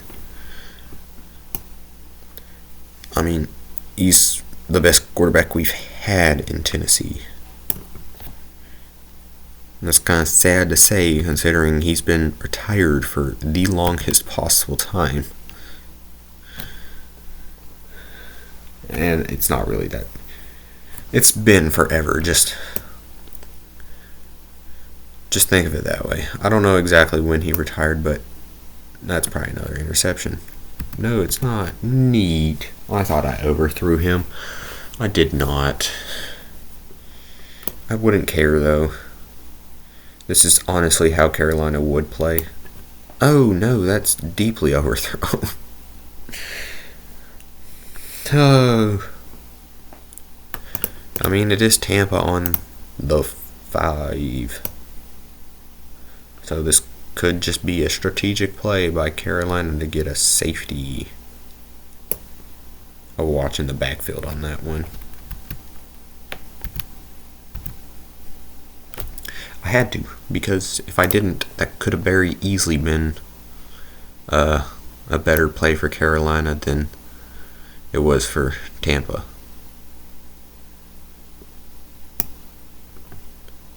Alright, smack the tight end and give him a good reception there. Got probably one more play. If not, I think I'll just we'll try the field goal here. There's no wind. This should be good. It is. 3 seconds. I don't think Carolina's scoring in 3 seconds. Oh. It's cold. I won't put my blanket on me, but that's not near me at the moment. And I'm in the middle of a game.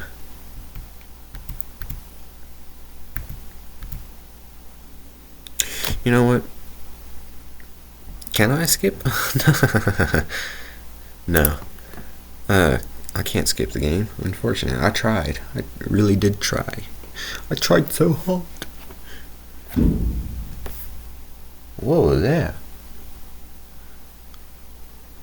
Something just popped.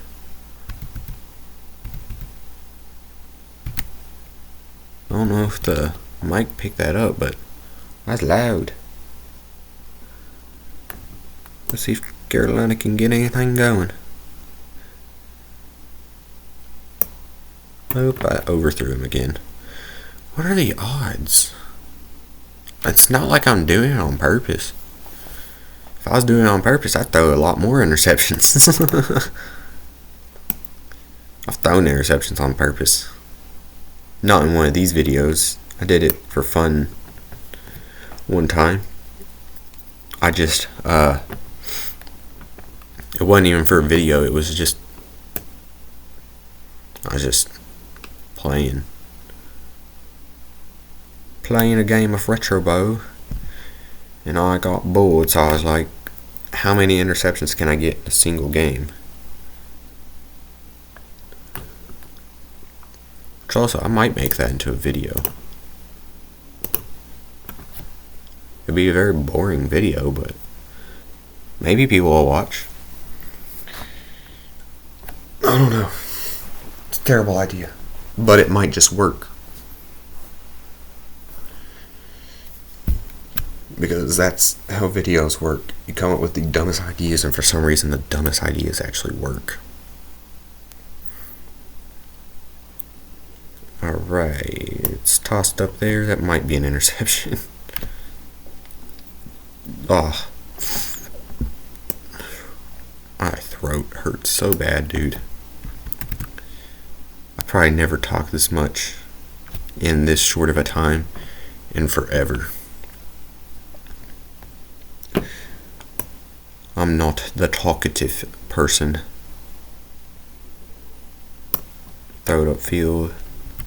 Nice. Coming across. Nice. 15-yard pickup. Nice. What's this play look like? Alright, I'm probably hitting the curl. Or actually, I'll run the football. Sounds like a terrible idea, because it is. But, you know, maybe it'll stop the interceptions if they think I'm gonna run.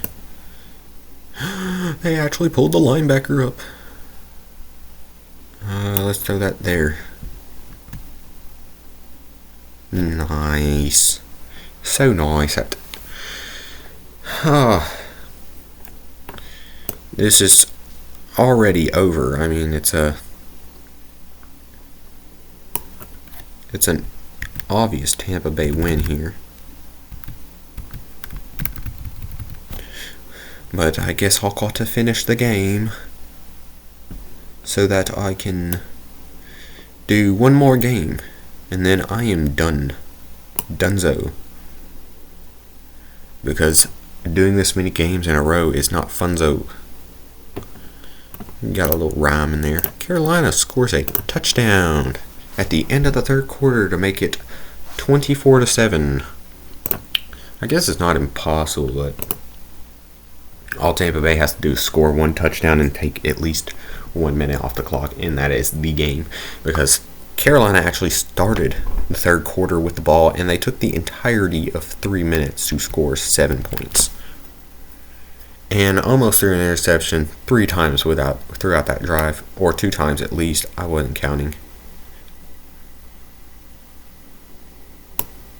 When Tampa Bay can do stuff like this, I mean, there's no doubt from the beginning, just the way you play with the two teams, the difference in the teams alone, not even just the way they play is what I'm trying to say.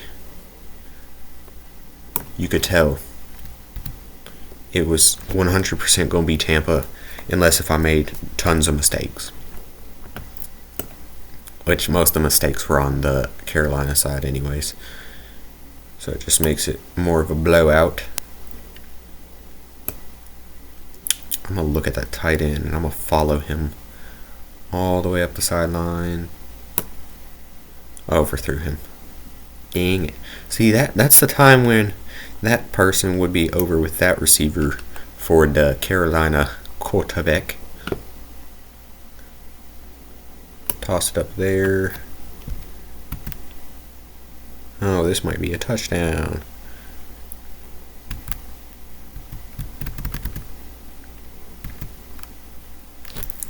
I don't even know what I was doing there. I was just taking time off the clock. That's all I was doing. Let's hit him with a run. Let's see if I can get a rushing touchdown. Because I've never got a long rushing touchdown. I don't think in these expeditions. I've mostly passed within them. Because for some reason the teams don't actually have good running backs most of the time.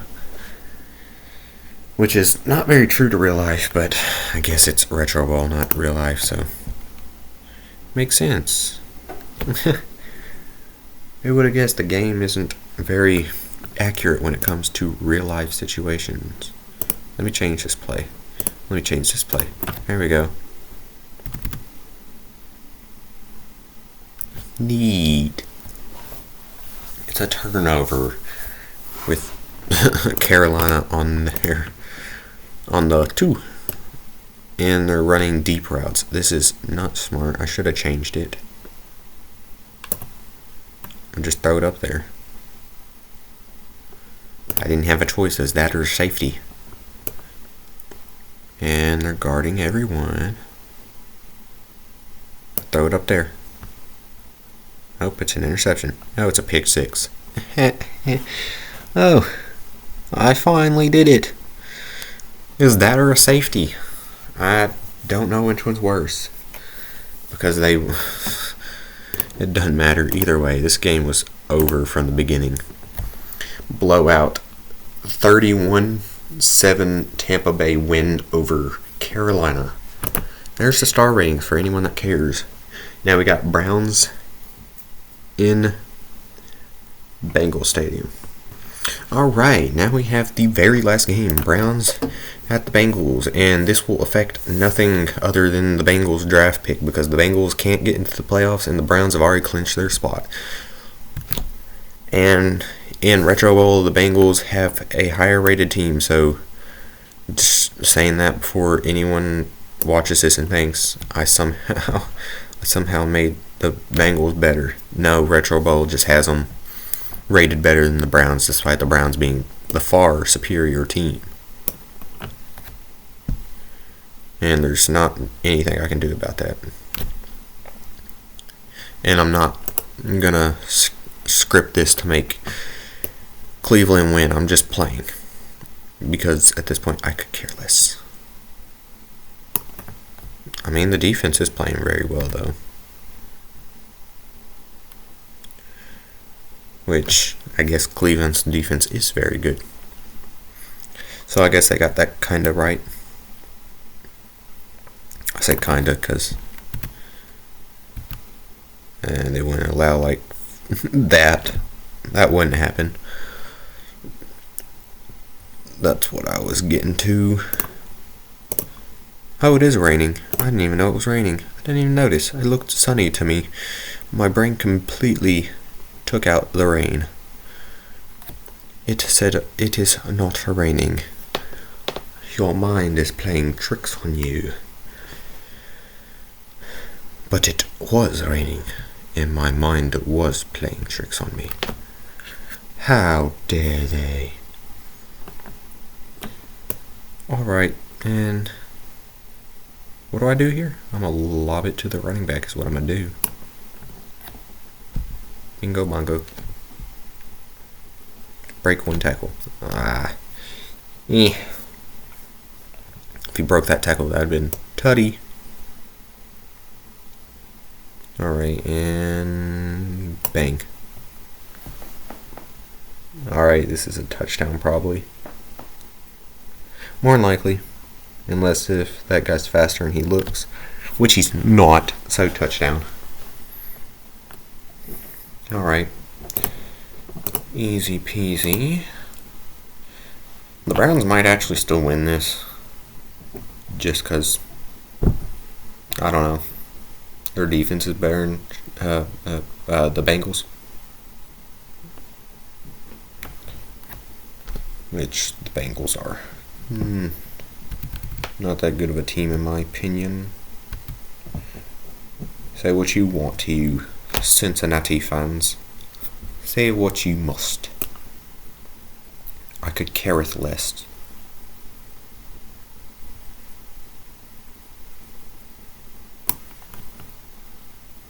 Oh, I underthrew that.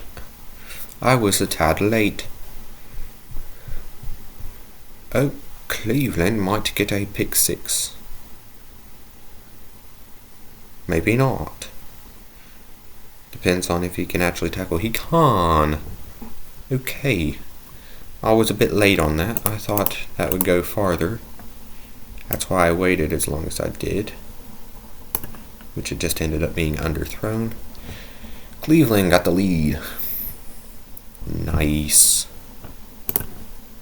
And here goes the field extra point. Let's see. What can Cincinnati do to answer? Do they get a kick return touchdown? That'd be pretty neat. I'll take that. Nope. Only get to 29 or ish. No, 28. There we go. See? That's what I tried to do with the last one. I just didn't time it right. Which, this one's not going to be a touchdown, maybe. Maybe it will. Not be a touchdown. See, I called it. It will not be a touchdown. This one will be. Oh, look at that. I called it. I'm so schmert. Who's the schmert one now? Alright. Cleveland got about 2 minutes to work with. I think this could be an easy Cleveland. Take the lead. Get the ball at the start of the second half.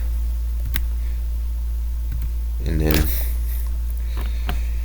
2 touchdown lead or a touchdown and a field goal lead, which would either way pretty much secure the game the way it's been going.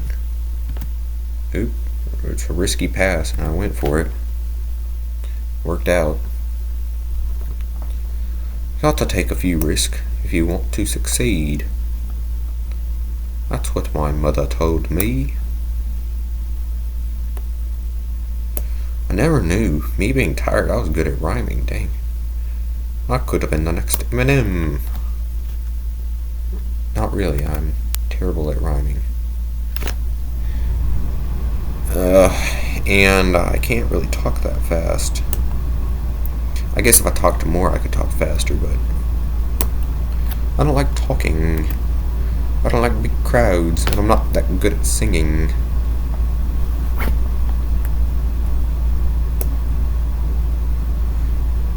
Anyways, I can't really be the next Eminem. I didn't grow up poor, and my mother was not a crackhead. I don't even know if you could hear me. I was leaned way back. I wasn't thinking about that. Well, it doesn't matter if you heard me or not. I might be a little quiet. No one's watching this anyways. I'm talking to myself. If anyone watches it, it's just gonna be me. Oh, Cleveland, let's go. Cleveland. Why am I talking like that?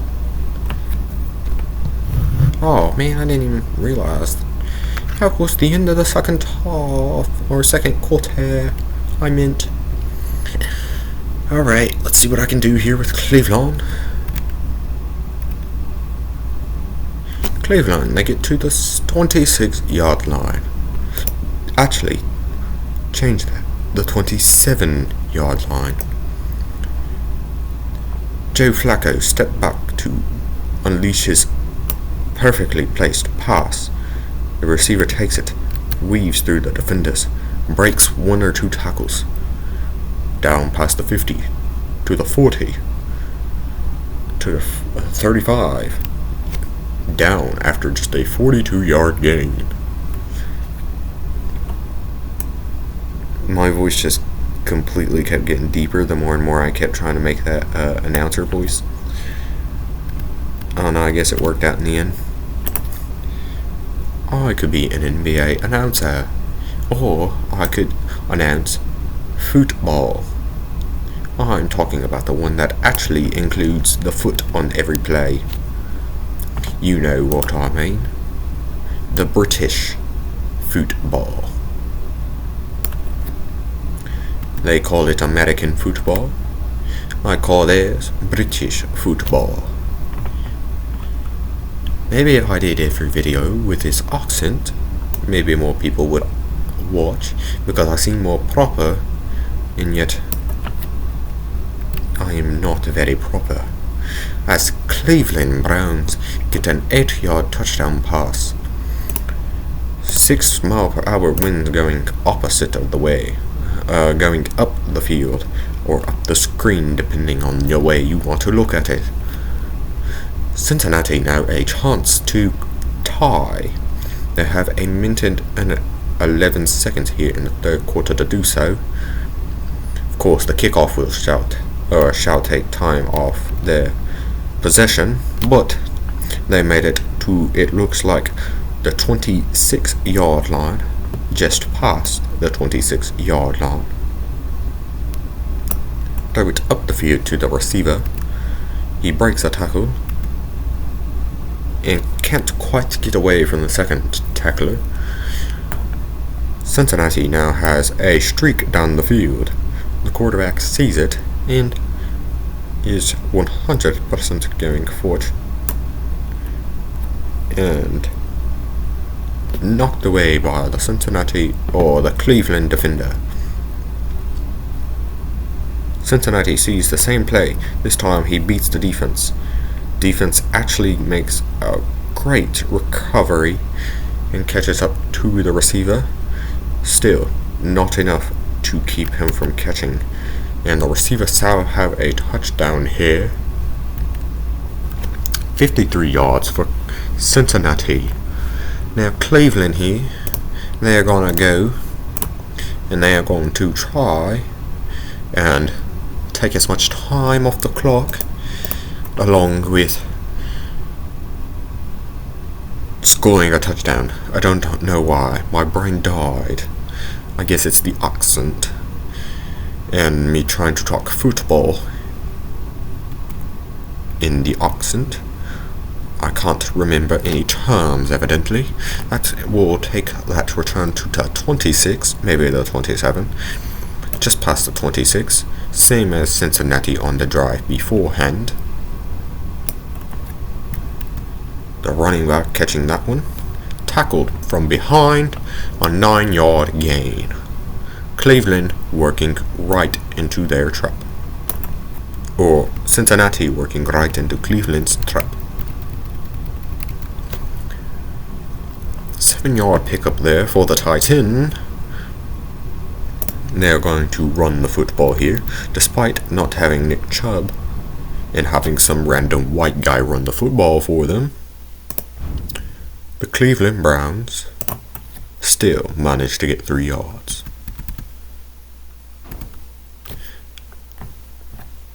They get 2 yards there. And let's see what they can get here on 3rd down. They got 2 again. That'll take them to 4th down.